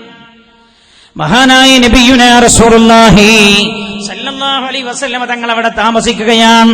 ചരിത്രം പറയുന്നത് 3 ദിവസം അല്ലെങ്കിൽ 4 ദിവസം. ആ സമയത്ത് അല്ലാഹുവിന്റെ ഹബീബ് അവിടെ ഒരു പള്ളി ഉണ്ടാക്കി. ആ പള്ളിയാണ് ചരിത്രത്തിൽ മസ്ജിദ് ഖുബാ പള്ളി എന്ന് അറിയപ്പെടുന്നത്. അല്ലാഹുവിന്റെ ഹബീബ് അവിടെ ഒരു പള്ളി ഉണ്ടാക്കി. അതാണ് മദീന ചരിത്രത്തിലെ അല്ലാഹുവിന്റെ ഹബീബിന്റെ ചരിത്രത്തിലെ ആദ്യത്തെ പള്ളിയാണ്. എല്ലാ നല്ല മനുഷ്യന്മാരും അങ്ങനെ ജീവിതത്തിൽ എന്തെങ്കിലുമൊക്കെ നല്ലത് ഉണ്ടാക്കിയിട്ടുണ്ടാവും. എല്ലാ നല്ല മനുഷ്യരുടെയും സ്വഭാവമാണത്. ഒരു നാട്ടിൽ പള്ളി ഉണ്ടാക്കുമ്പോൾ ആ പള്ളിയുമായി സഹകരിക്കുക മുഅ്മിനീങ്ങളായ മനുഷ്യന്മാരുടെ സ്വഭാവം. നല്ല സംരംഭങ്ങൾ വരുമ്പോൾ ആ സംരംഭങ്ങളെ സഹായിക്കുക മുഅ്മിനീങ്ങളായ മനുഷ്യരുടെ സ്വഭാവമാണ്. മഹാനായ നബിയുനാ മുഹമ്മദ് മുസ്തഫ സല്ലല്ലാഹു അലൈഹി വസല്ലം തങ്ങൾ മദീന മുനവ്വറയിൽ ആദ്യമായി ചെയ്തതൊരു പള്ളി നിർമ്മിക്കുകയാണ്. എന്തുകൊണ്ട്? പ്രബോധന പ്രവർത്തനങ്ങൾക്ക് അത് ആശ്വാസമാകാൻ വേണ്ടി പള്ളി നിർമ്മിച്ചു. അങ്ങനെ മസ്ജിദ് ഖുബാ നിർമ്മിച്ചു. ആ പള്ളിയെ കുറിച്ചാണ് തഖ്വയിൽ അധിഷ്ഠിതമായ പള്ളി എന്ന് ഖുർആൻ പറഞ്ഞു. ഇന്ന അവ്വല ബൈതിൻ മുലിഅ ലിന്നാസ് ലല്ലദീ ബിബക്കത മുബാറക. ഇന്ന അവ്വല ആ പള്ളിയെ കുറിച്ചാണ് പരിശുദ്ധമായ ഖുർആൻ പറഞ്ഞത്. ലമസ്ജിദുൻ ഉസ്സിസ അല തഖ്വ മിൻ അവ്വലി യൗമിൻ അഹഖു അൻ തഖൂമ ഫീഹി റിജാലു ആ പള്ളിയെ കുറിച്ചാണ് പരിശുദ്ധമായ ഖുർആന പറഞ്ഞത്. തഖ്വയിൽ അധിഷ്ഠിതമായ പള്ളി എന്ന്. മസ്ജിദു തഖ്വ അതായത് മസ്ജിദ് ഖുബാ അല്ലാഹുവിന്റെ ഹബീബ് നിർമ്മിക്കുകയാണ്. അത് കഴിഞ്ഞ മഹാനായ നബിയുനാ റസൂലുള്ളാഹി സല്ലല്ലാഹു അലൈഹി വസല്ലം തങ്ങൾ അവിടെ നിന്ന് ഇപ്പോൾ മസ്ജിദുൻ നബവി നിൽക്കുന്ന സ്ഥലത്തേക്ക് താമസം മാറ്റി. മഹദി ആയിഷ ബീവി റളിയല്ലാഹു അൻഹയുടെ വീടിന്റെ പണി നടക്കുകയാണ്. മദീന മുനവ്വറയിൽ ചെന്നപാട് ശ്രദ്ധിക്കണേ, പുണ്യനബിക്ക് ആ സ്ഥലം സ്വഹാബി നൽകുകയാണ്. അവിടെ അല്ലാഹുവിന്റെ ഹബീബ് വീടിന്റെ പണി നടത്തുകയാണ്. ആയിഷ ബീവി റളിയല്ലാഹു അൻഹയ്ക്ക് വേണ്ടിയാണ് വീട് നിർമ്മിക്കുന്നത്. ആയിഷ ബീവി റളിയല്ലാഹു അൻഹയുടെ നിക്കാഹ് മക്കയിൽ വെച്ച് കഴിഞ്ഞിട്ടുണ്ട്, വീട്ടിൽ കൂടിയിട്ടില്ല.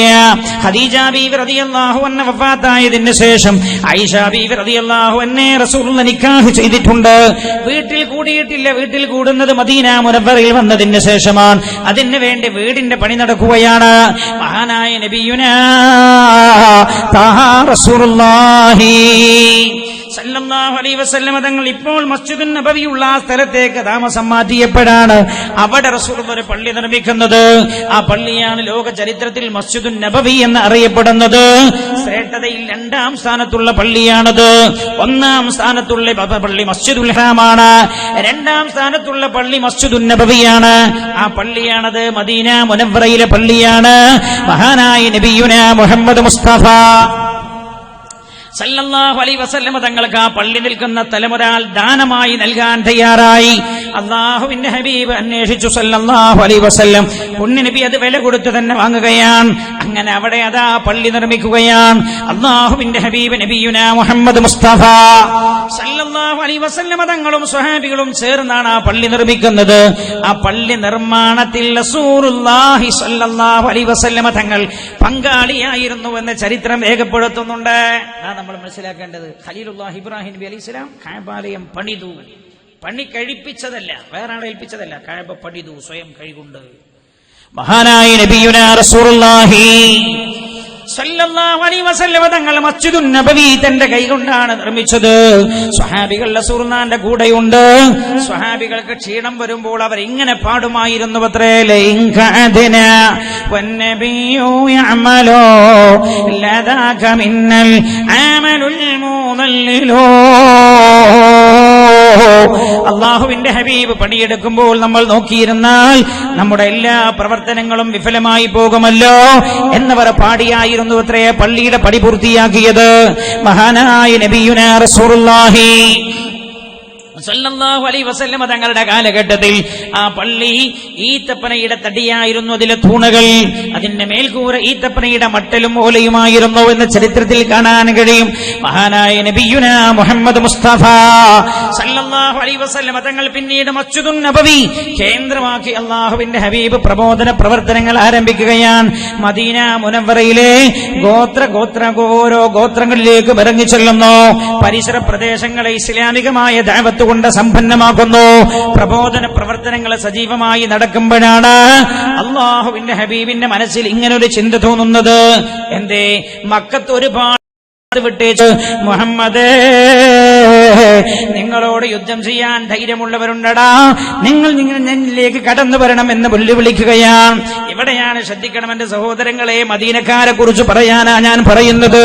മഹാനായ നബിയുനാ മുഹമ്മദ് മുസ്തഫ സല്ലല്ലാഹു അലൈഹി വസല്ലമ തങ്ങളെ വെല്ലുവിളിച്ചപ്പോൾ അല്ലാഹുവിന്റെ ഹബീബ് അവരോട് ചോദിച്ചു, സ്വഹാബാക്കളോട് മശ്വറ ചെയ്തു, സ്വഹാബികളോട് ചോദിച്ചു, സ്വഹാബാ നമ്മൾ എന്തു ചെയ്യണം? സ്വഹാബ, ഒരു യുദ്ധത്തിനല്ലല്ലോ സ്വഹാബ നമ്മൾ വന്നത്, നമ്മുടെ സ്വത്ത് തിരിച്ചു പിടിക്കാൻ വന്നതാണല്ലോ. അവർ രക്ഷപ്പെട്ടല്ല സ്വഹാബ. അബൂജഹലും കൂട്ടരും സർവായുധ വിഭൂഷിതരായി യുദ്ധത്തിന് വന്നിരിക്കുന്നു. നമ്മൾ എന്തു ചെയ്യണം സ്വഹാബ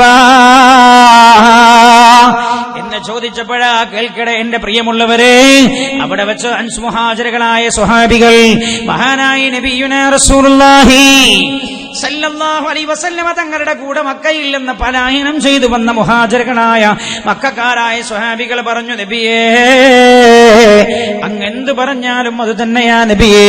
യുദ്ധമെന്ന് പറഞ്ഞാൽ യുദ്ധം യാ റസൂലല്ലാഹ്.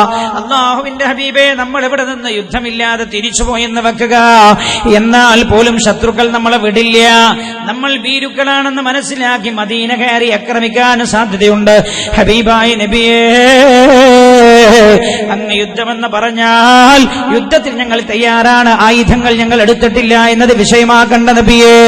യാ റസൂലല്ലാഹ്, മൂസാ നബി അലൈഹിസ്സലാമിനോട് തന്റെ ജനത പറഞ്ഞ പോലെ, മൂസേ, നീയും നിന്റെ റബ്ബും പോയി യുദ്ധം ചെയ്തോ.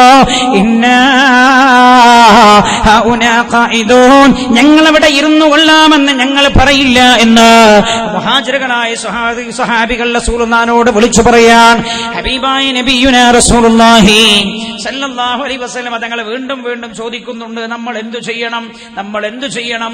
മുഹാജിറുകൾ ഏക സ്വരത്തിൽ അത് പറഞ്ഞു കഴിഞ്ഞു. റസൂലുള്ളാഹി വീണ്ടും ചോദിക്കുന്നുണ്ട്, നമ്മൾ എന്തു ചെയ്യണം? അൻസ്വാരികൾക്ക് മനസ്സിലായി, റസൂലുള്ളാഹി നമ്മളോടാ ചോദിക്കുന്നത്, നമ്മയാണ് ഉദ്ദേശിക്കുന്നത്. അന്യനാട്ടിൽ നിന്ന് ഞങ്ങളുടെ നാട്ടിൽ വന്ന് കുഴപ്പമുണ്ടാക്കി എന്ന് ഈ നബിയെ കുറിച്ച് ഞങ്ങൾ പറയുമോ എന്ന ഭയം, എന്നൊരു ചിന്ത റസൂലുള്ളാഹിന്റെ മനസ്സിലുണ്ടോ എന്ന് തോന്നിയില്ല. അൻസാരികളുടെ നേതാവ് എഴുന്നേറ്റ് നിന്ന് പറഞ്ഞു, യാ റസൂലല്ലാഹ്, അങ്ങ് ഞങ്ങളെയാണ് ഉദ്ദേശിക്കുന്നത് എന്ന് തോന്നുന്നില്ല നബിയേ. യാ ഹബീബല്ലാഹ്, ഇതിൽ അങ്ങയുടെ നിർദ്ദേശം എന്താണോ അതക്ഷരം പ്രതി ഞങ്ങൾ പാലിക്കും ഹബീബായ നബിയേ. നിങ്ങൾ ഞങ്ങളോട് പറയുന്നത്, ഞങ്ങളെയുമായി ഒരു വലിയ കുന്ന് നിങ്ങൾ കയറിപ്പോയി യുദ്ധം ചെയ്യാൻ പോകുന്നുവെങ്കിലും നിങ്ങളുടെ കൂടെ ഞങ്ങളുണ്ടാകും. ഒരാഴക്കടലിലേക്ക് ഊളിയിട്ടിറങ്ങണമെന്ന് ഞങ്ങളോട് പറഞ്ഞാൽ ഞങ്ങൾ അങ്ങയുടെ പിന്നിൽ നിന്ന് പിന്മാറില്ല ഹബീബായ നബിയേ എന്ന് അൻസ്വാരികളായ സഹോദരന്മാരെ വിളിച്ചു പറയുകയാണ്. നമ്മൾ ചിന്തിക്കണം, അന്യനാട്ടിൽ നീ നാട്ടിൽ വന്നിട്ട് കുഴപ്പമുണ്ടാക്കാൻ വന്നു നല്ല പറഞ്ഞ നബിയെ, ഞങ്ങൾ അങ്ങയോടൊപ്പമുണ്ട് യാ റസൂലല്ലാഹ്.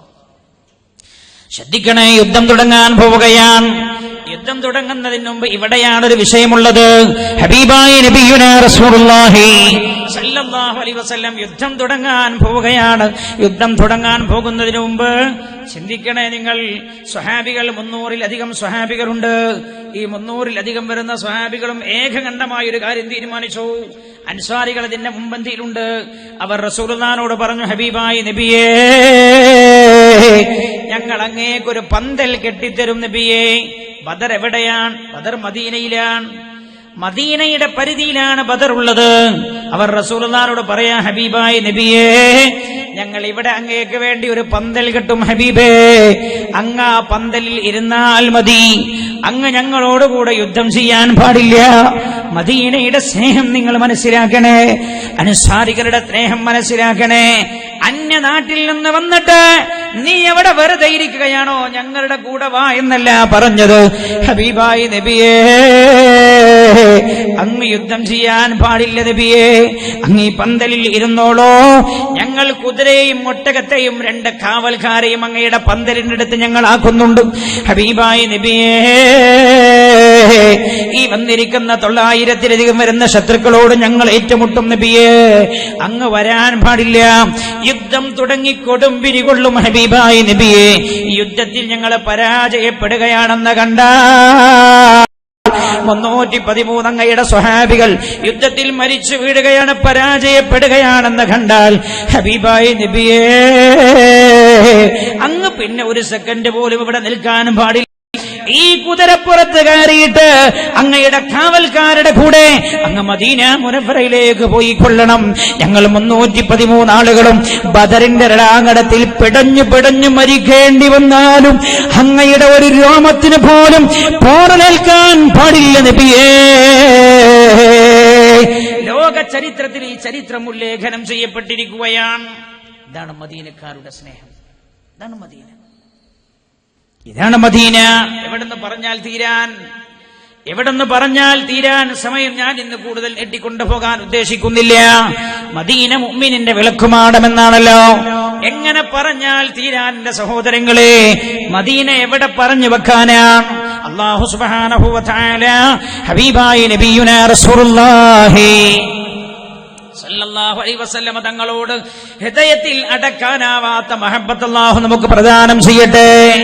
മഹാനായ നബിയുനാ റസൂലുള്ളാഹി. ബദറിന്റെ രണാങ്കണം അങ്ങനെയാണ്. ബദർ കഴിഞ്ഞു, തൊട്ടടുത്ത കൊല്ലാണല്ലോ ഉഹദ് നടക്കുന്നത്. തൊട്ടടുത്ത കൊല്ലമല്ലേ ഉഹദ് നടക്കുന്നത്. മദീനയുടെ ഓരോ മണൽത്തരിക്കും ചരിത്രം പറയേണ്ടത്. മദീനയുടെ മതിൽത്തരിക്ക് പറയാനുള്ള ചരിത്രം എന്താ? ഒക്കെ മഹബത്തിന്റെ ചരിത്രം. നിങ്ങൾക്കറിയോ, ഈ നാടിന്റെ പേര് യസ്രിബ് എന്നായിരുന്നു. മദീനയുടെ പഴയ പേര് മദീന എന്നല്ല, യസ്രിബ്. മദീനയുടെ പഴയ പേര് യസ്രിബ് എന്നായിരുന്നു. മദീനക്ക് മദീന എന്ന് പേര് വന്നത് എപ്പോഴാ? മഹാനായ നബിയുനാ റസൂലുള്ളാഹി സല്ലല്ലാഹു അലൈഹി വസല്ലം തങ്ങൾ ഈ നാട്ടിലേക്ക് ഹിജ്റ ചെയ്തു വന്നപ്പോൾ ഈ നാട്ടുകാർ തീരുമാനിച്ചു, മദീനയുടെ പേര് തന്നെ മാറ്റിക്കളയാം. അവർ യസ്രിബ് എന്ന് ഈ നാട് അറിയപ്പെടണ്ട, മദീനത്തു റസൂലില്ലാഹ്. അവരാ പേര് തന്നെ അങ്ങ് മാറ്റി, മദീനത്തു റസൂലില്ലാഹ്. മദീനയുടെ ശരിക്കുള്ള പേരെങ്ങനെയാണ്? റസൂലുള്ളാഹിന്റെ പട്ടണമെന്നാണ്. നമ്മൾ പിന്നെ മദീന മദീന എന്ന് പറയുന്നത് ചുരുക്കി പറയുന്നതാണ്. സത്യത്തിൽ മദീനയുടെ പേര് മദീനത്തു റസൂലില്ലാഹ്, റസൂലുള്ളാഹിന്റെ പട്ടണമെന്നാണ്. നിങ്ങൾ ആലോചിച്ച് നോക്കണം, വിദേശിയായ ഒരു മനുഷ്യന് വേണ്ടി തങ്ങളുടെ നാട് എഴുതി കൊടുക്കാം. ലോക ചരിത്രത്തിൽ എവിടെയെങ്കിലും കാണാൻ കഴിയോ? മഹാനായ നബിയുനാ മുഹമ്മദ് മുസ്തഫ സല്ലല്ലാഹു അലൈഹി വസല്ലം തങ്ങൾ അല്ലാഹുവിന്റെ ഹബീബ് തൊട്ടടുത്ത് കൊല്ലം ഉഹദ് രണാങ്കണം നടക്കുന്നത്. ബദറിൽ പങ്കെടുത്ത ബദറിൽ തോറ്റോടിയ മക്കക്കാർ തീരുമാനിച്ചു, അനധിവിദൂരമല്ലാത്ത ഭാവിയിൽ ഒരു യുദ്ധം കൂടെ മുഹമ്മദിനോട് നടത്തണം. ഈ യുദ്ധത്തിൽ നമ്മുടെ തന്ത്രങ്ങൾ പാളിപ്പോയിട്ടുണ്ട്. ആ യുദ്ധത്തിൽ ഞങ്ങളുടെ ഭാഗത്തു നിന്ന് കൊല്ലപ്പെട്ടവർക്കെല്ലാവർക്കും പകരം ചോദിക്കണം എന്ന ഉദ്ദേശത്തോടെയാണ് അവർ പിറ്റത്തെ കൊല്ലം മദീനയിലേക്ക് വരുന്നത്. അതാ പറഞ്ഞത്, റസൂൽ ഇസ്ലാം യുദ്ധം ചെയ്തുണ്ടായ മതമല്ല. യുദ്ധം ചെയ്തുണ്ടായ മതാണെങ്കിൽ ഈ യുദ്ധമൊക്കെ നടക്കേണ്ട മക്കത്ത മദീനത്തല്ല. എന്നാൽ ഗിബ്ബൻ പറഞ്ഞെന്താ?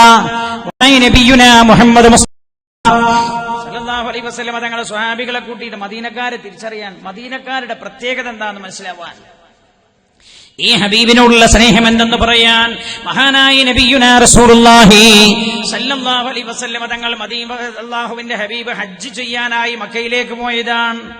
മക്ക വിജയം സംഭവിക്കുകയാണ്. മക്കയിൽ പോയി മക്ക വിജയമുണ്ടായി. വലിയ സംഘടനകളൊന്നുമില്ലാതെയാണല്ലോ മക്ക വിജയമുണ്ടായത്. എന്നിട്ട് അല്ലാഹുവിന്റെ ഹബീബ് കഅബാലയത്തിൽ കയറി കഅബയിൽ നിന്ന് ബിംബങ്ങളെല്ലാം പുറത്തേക്ക് എടുത്തുമാറ്റി കഅബ കഴുകി ഉദ്ദിയാക്കുന്നു. എല്ലാവർക്കും ഭയങ്കര സന്തോഷം, മക്കക്കാർക്കൊക്കെ ഭയങ്കര ആവേശം, മുഹാജിറുകളായ സഹോദരങ്ങൾക്കൊക്കെ വല്ലാത്ത സന്തോഷം. അപ്പോഴും അതാ മക്ക വിജയത്തിന് സാക്ഷികളായ അൻസ്വാരികളായ മദീനക്കാരുടെ മുഖത്ത് വലിയ സന്തോഷമൊന്നും കാണുന്നില്ല.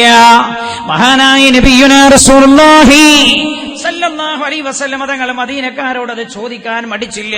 അവരോട് ചോദിച്ചു, മദീനക്കാരായ അൻസാരികളോട്, ദീനിന്റെ വെളിച്ചത്തിലേക്ക് കടന്നു വന്നില്ലേ? മക്ക നഗരം ശുദ്ധമാക്കപ്പെട്ടല്ലോ, മക്ക പരിശുദ്ധമായ ഇസ്ലാമിന് കീഴൊതുങ്ങിയപ്പോഴും എന്തേ എല്ലാവരും സന്തോഷിക്കുമ്പോഴും നിങ്ങളുടെ മുഖത്തൊരു മ്ലാനത? ആര് ചോദിച്ചു? അല്ലാഹുവിന്റെ ഹബീബ് ആരോട്? മദീനക്കാരായ അൻസാരികളോട് മക്കയിൽ വെച്ച് ചോദിക്കുകയാണ്. എല്ലാവരും സന്തോഷിക്കുമ്പോഴും ഇവരുടെ മുഖത്തൊരു മ്ലാനത. അല്ലാഹുവിന്റെ ഹബീബ് അത് ചോദിച്ചപ്പോഴാണ് മദീനക്കാർ പറഞ്ഞത്. പറയാൻ മടിച്ചില്ലവർ. നബി റസൂലുള്ളാഹി പറഞ്ഞവരോട്, അല്ലാഹുവിന്റെ പരിശുദ്ധമായ കഅബയുള്ള സ്ഥലമല്ലേ, ഒരുപാട് പ്രവാചകന്മാർ കാലൂന്നിയ സ്ഥലമല്ലേ, എന്റെ പിതാമഹനായ ഖലീലുല്ലാഹി ഇബ്രാഹിം അലൈഹിസ്സലാമിന്റെ മകനായ ഇസ്മാഈൽ അലൈഹിസ്സലാമും ഹാജറ ബീവിയും ജീവിച്ചു മരിച്ച മണ്ണല്ലേ, എത്രയോ പ്രത്യേകതകളുള്ള മണ്ണല്ലേ, അല്ലാഹുവിന് ഏറ്റവും ഇഷ്ടപ്പെട്ട മണ്ണല്ലേ, ഭൂമിയിലെ ഒന്നാമത്തെ ഹറമല്ലേ, ഇത് ഇസ്ലാമിന്റെ കീഴൊതുങ്ങിയെത്തുമ്പോഴും എന്തേ നിങ്ങൾ സന്തോഷിക്കാത്ത? നിങ്ങൾക്കൊരു സന്തോഷത്തിലൊരു കുറവ്, മുഖത്തെന്താ ഒരു ദുഃഖം പോലെ? അവർ പറയാൻ മടിച്ചില്ലവർ പറഞ്ഞു, നബിയേ, മക്ക അല്ലാഹുവിന്റെ ഭവനമുള്ള സ്ഥലമാണ്, അങ്ങയുടെ പിതാമഹനായ ഇസ്മാഈൽ അലൈഹിസ്സലാമിന്റെ നാടാണ്, അങ്ങ് ജനിച്ചത് ഇവിടെയാണ്, 53 കൊല്ലം അങ്ങ് വളർന്നത് ഇവിടെയാ. ഏതൊരാൾക്കും ജനിച്ച മണ്ണിനോടൊരു വല്ലാത്ത താല്പര്യമായിരിക്കും. ഹബീബായ നബിയേ, ഒന്നാമത്തെ ഹറമുമാണല്ലോ നബിയേ ഇത്. യാ റസൂലല്ലാഹ്, അങ്ങ് മദീനയിലേക്ക് ഞങ്ങളുടെ അടുത്തേക്ക് വന്നത് മക്കയിൽ ജീവിക്കാൻ കഴിയാത്തൊരു സാഹചര്യം ഉണ്ടായപ്പോഴാണല്ലോ, അതുകൊണ്ടാണല്ലോ അങ്ങയെ സ്വീകരിക്കാൻ, അങ്ങയെ സഹായിക്കാൻ, അങ്ങയെ പിന്തുണക്കാൻ ഞങ്ങൾക്ക് കഴിഞ്ഞത്. എന്നാൽ ഹബീബായ നബിയേ, യാ റസൂലല്ലാഹ്, ഇപ്പോൾ മക്ക ഇസ്ലാമിന് കീഴൊതുങ്ങിയല്ലോ. ഹബീബായ നബിയേ, മക്ക ഇസ്ലാമിന് കീഴൊതുങ്ങിയത് കൊണ്ട് അങ്ങയെ ഞങ്ങൾക്ക് നഷ്ടപ്പെടുമോ എന്ന് ഞങ്ങൾ ഭയപ്പെടുന്നു നബിയേ. ഇനി അങ്ങ് ഇവിടെ നിന്ന് കളയും, ഞങ്ങളുടെ കൂടെ വരാൻ സാധ്യതയില്ല, അങ്ങയുടെ നാടാണല്ലേ ഇത്, അങ്ങയെ ഇനി ഞങ്ങൾക്ക് കിട്ടില്ലെന്ന് തോന്നുന്നു നബിയേ എന്ന് പറഞ്ഞിവരെ കരയാൻ തുടങ്ങിയപ്പോഴാണ് ലോകത്തിന്റെ ഗുരു മുഹമ്മദ് മുസ്തഫ സല്ലല്ലാഹു അലൈഹി വസല്ലം പഠിക്കണം. എന്റെ പ്രിയമുള്ള സഹോദരങ്ങളെ, സ്നേഹിച്ചവനെ തിരിച്ചു സ്നേഹിക്കണമെന്ന് പഠിപ്പിക്കുക മാത്രമല്ല, ജീവിതത്തിലൂടെ കാണിച്ചു കൊടുത്തു. അവരോട് പറഞ്ഞു, നിങ്ങൾ വിഷമിക്കണ്ട, നിങ്ങൾ കരയണ്ട, നിങ്ങൾ ദുഃഖിക്കണ്ട, ഞാൻ നിങ്ങളുടെ കൂടെ മദീനയിലേക്ക് പോരും. ഞാൻ മരിച്ചാൽ കിടക്കാനുള്ള മണ്ണായി ഞാൻ മദീന തെരഞ്ഞെടുക്കുന്നു. എന്റെ ജന്മനാട്ടിൽ ഞാൻ നിൽക്കുന്നില്ല, കഅബയുള്ള മണ്ണിൽ ഞാൻ നിൽക്കുന്നില്ല. നിങ്ങൾ എന്നെ ആരുമില്ലാത്തവ സഹായിച്ചവരാ, നിങ്ങളുടെ കൂടെ ഞാൻ മദീന മുനവ്വറയിലേക്ക് തിരിച്ചു വരുമെന്ന് പറഞ്ഞ പുണ്യ നബി സല്ലല്ലാഹു അലൈഹി വസല്ലം ഹജ്ജ് കഴിഞ്ഞിട്ട് സ്വഹാബികളോട് പറഞ്ഞു, സ്വഹാബ, മുഹാജിറുകളായ സ്വഹാബികളോട് പറഞ്ഞു, സ്വഹാബ, ഹിജ്റ ചെയ്ത് മദീനയിലേക്ക് പലായനം ചെയ്തവർ അവരുടെ സ്വന്തം സ്ഥലവും നാടൊക്കെ അവർക്ക് അധീനപ്പെട്ടല്ലോ. ഇനി ഇവിടെ നിൽക്കാൻ താല്പര്യമുള്ള ആരെങ്കിലും ഇവിടെ നിന്നോളൂ, താല്പര്യമുള്ളവർ ഇവിടെ നിന്നോളൂ. ഞാൻ എന്റെ അൻസാരികളുടെ കൂടെ മദീനയിലേക്ക് പോവുകയാണ്, ഞാൻ എന്റെ അൻസാരികളുടെ കൂടെ മദീനയിലേക്ക് പോകുന്നു. ആരുമില്ലാത്തവനെ ഏറ്റെടുത്തവരവരാൻ, ആരുമില്ലാത്തവനെ സഹായിച്ചവരവരാൻ.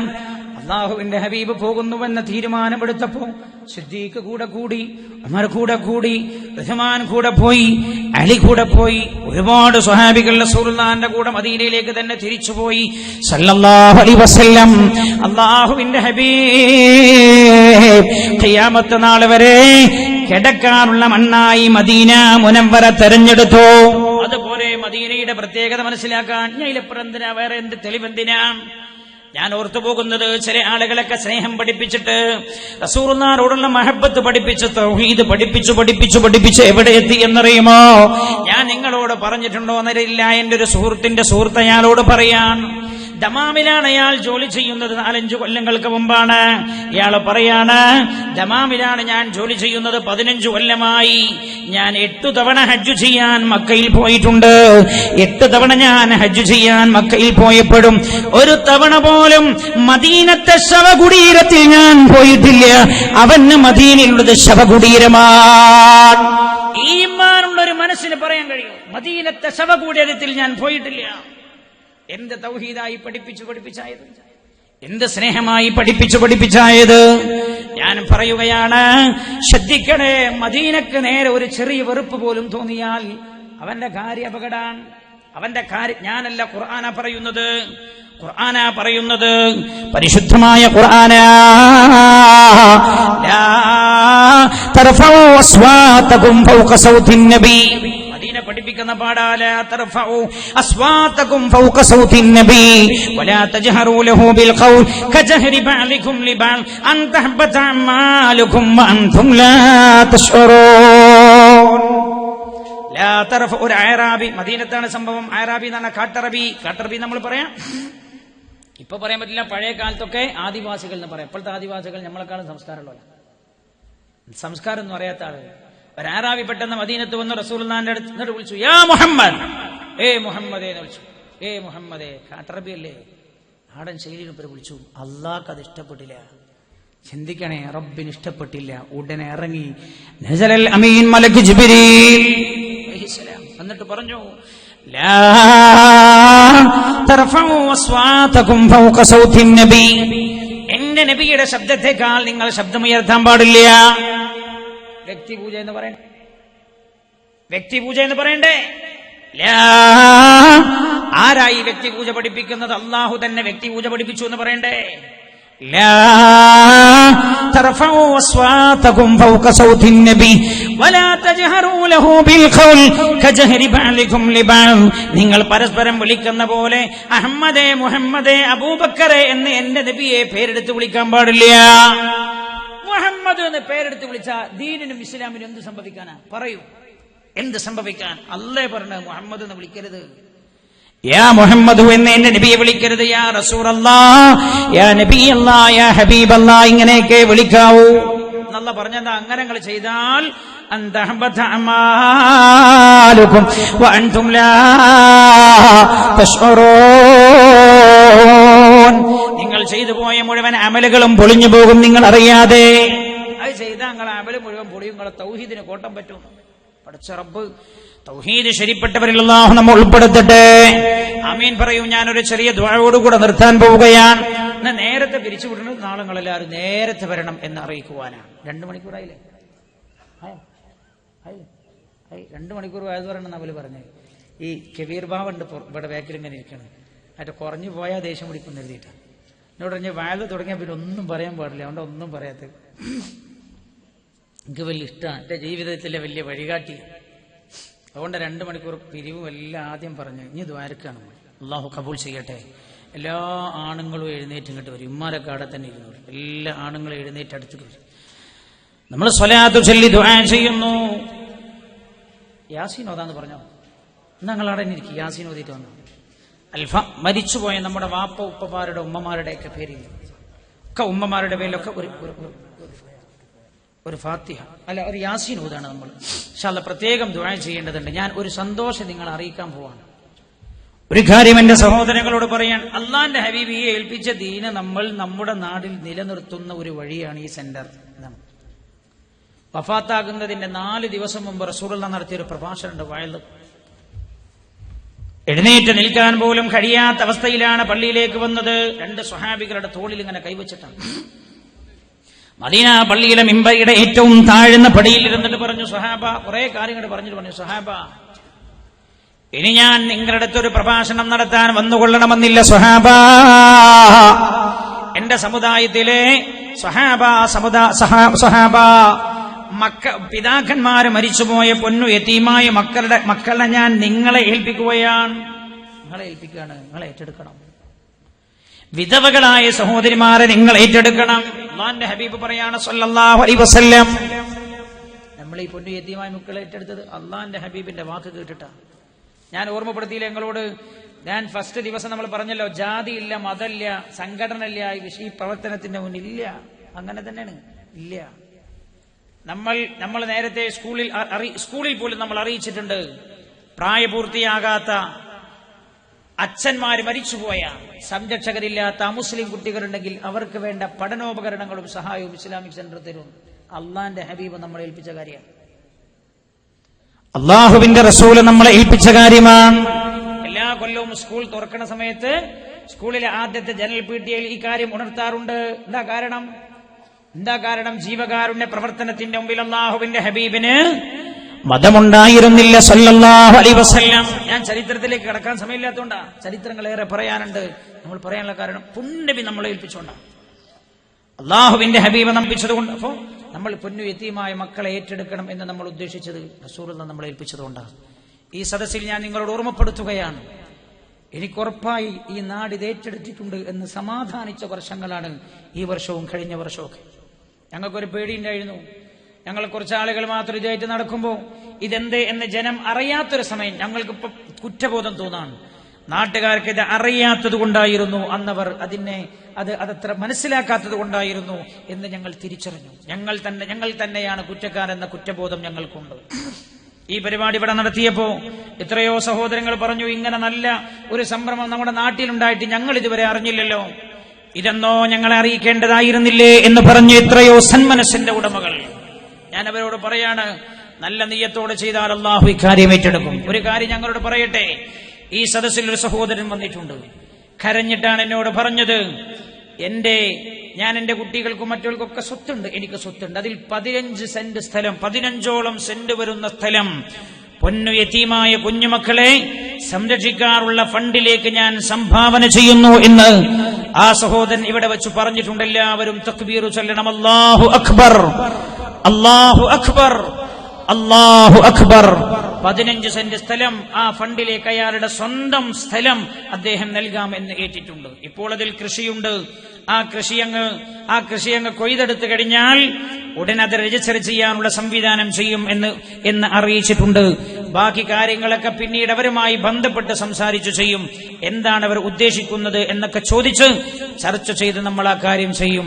അല്ലാഹു സുബ്ഹാനഹു വ തആല ഒരു കാര്യം ഞാൻ ഓർമ്മപ്പെടുത്താൻ എന്റെ നാട്ടുകാരോട്, ഖിയാമത്ത് നാൾ വരെ ഈ സംവിധാനം ഇവിടെ നിലനിന്നാൽ നിങ്ങൾ മനസ്സിലാക്കേണ്ട, പൊന്നു യതീമായ കുഞ്ഞുമക്കളെ വിട്ടേച്ചൊരു വാപ്പ മരിച്ചു പോവാണെങ്കിൽ ആ വാപ്പക്ക് എന്റെ മക്കൾ എന്താകും എന്ന കാര്യത്തിൽ ടെൻഷനാവാതെ മരിച്ചു പോകാം. റബ്ബ് സുബ്ഹാനഹു വ തആല ഈ നന്മകൾ അല്ലാഹു ഇവിടെ നിലനിർത്തി തരട്ടെ.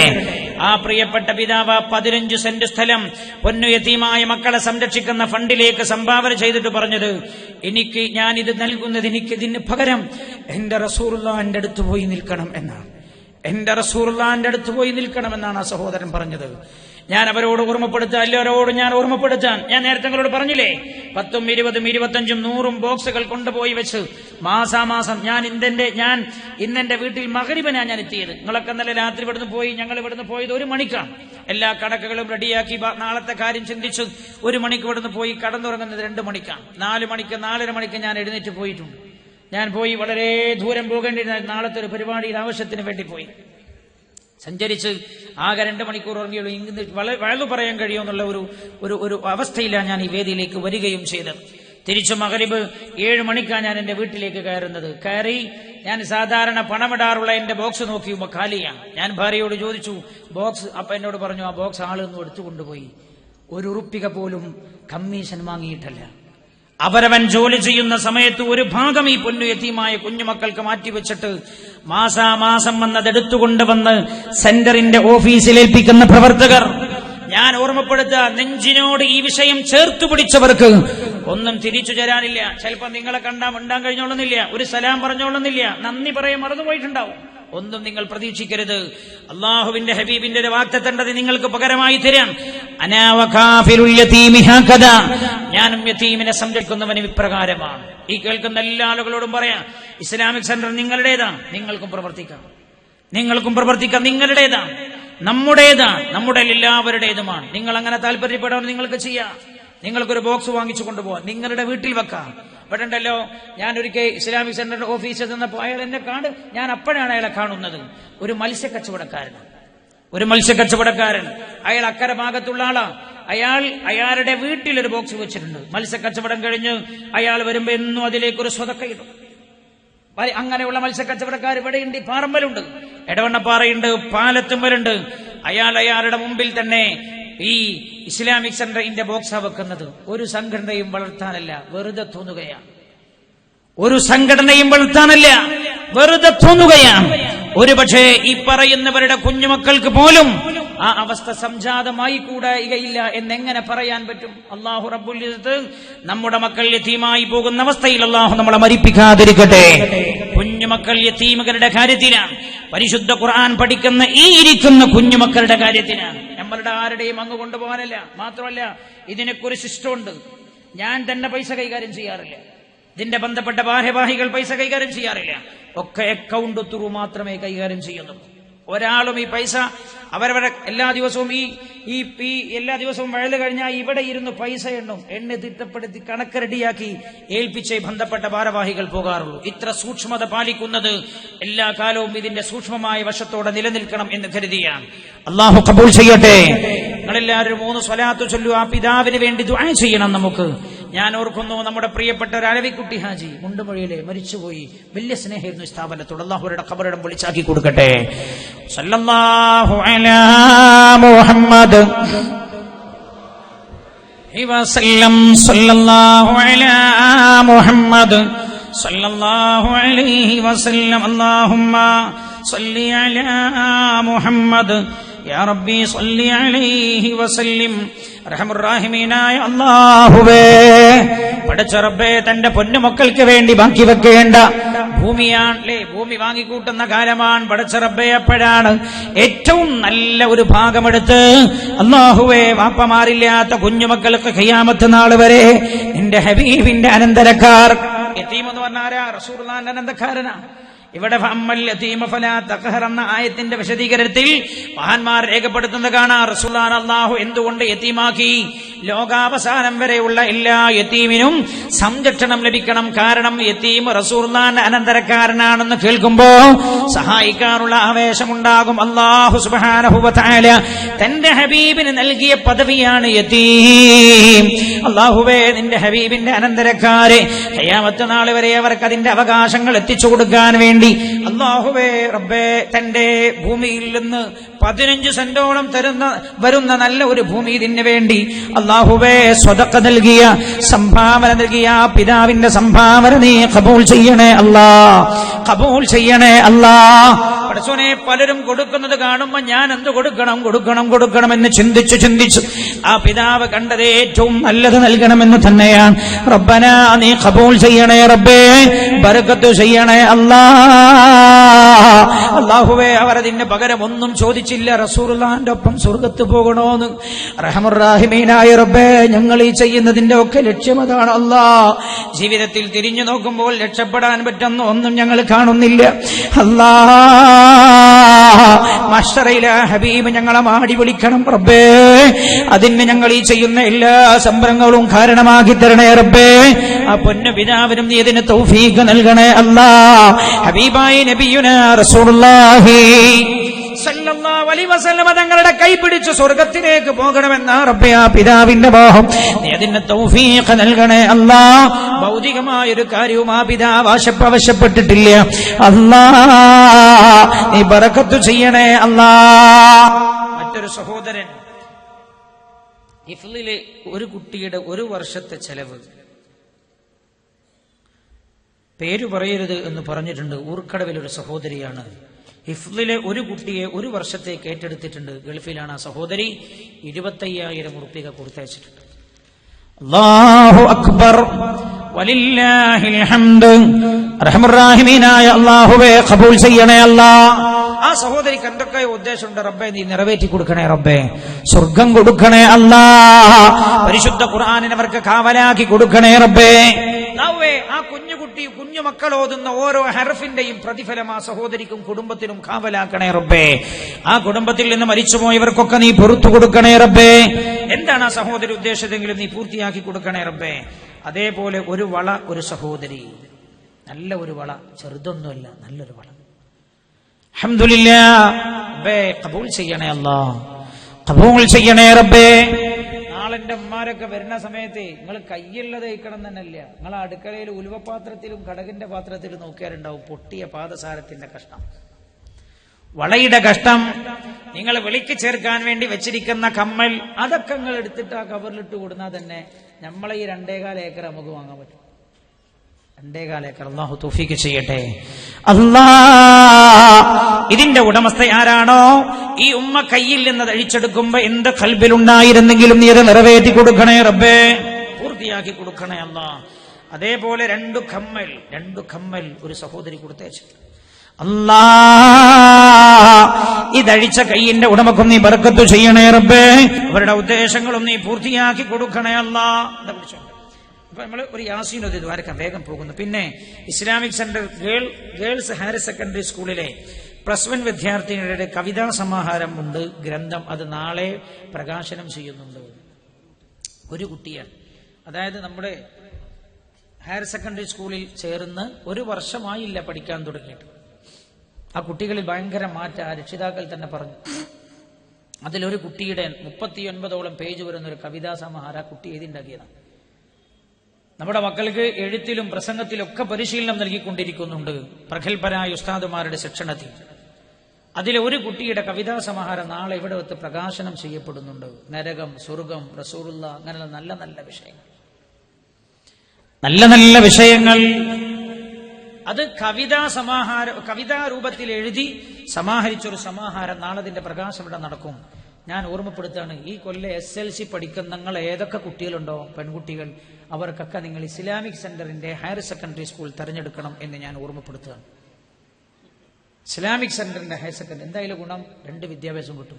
എന്തായാലും ഗുണം നിങ്ങളുടെ മക്കൾ നല്ല ദീനീ ചിട്ടയുള്ള മക്കളാവും.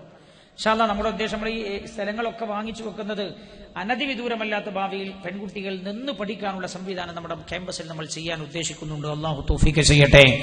അതിന്റെ ആദ്യ ഭാഗം എന്നോണമാണ്. ഇപ്പൊ സൗകര്യം കുറവായതുകൊണ്ട് നമ്മൾ ഇങ്ങനെ ചെയ്തിരിക്കുന്നത്. അതേപോലെ അപ്പോൾ അതിന്റെ പ്രകാശനം നാളെ നടക്കുന്നുണ്ട് ഇവിടെ വെച്ച്.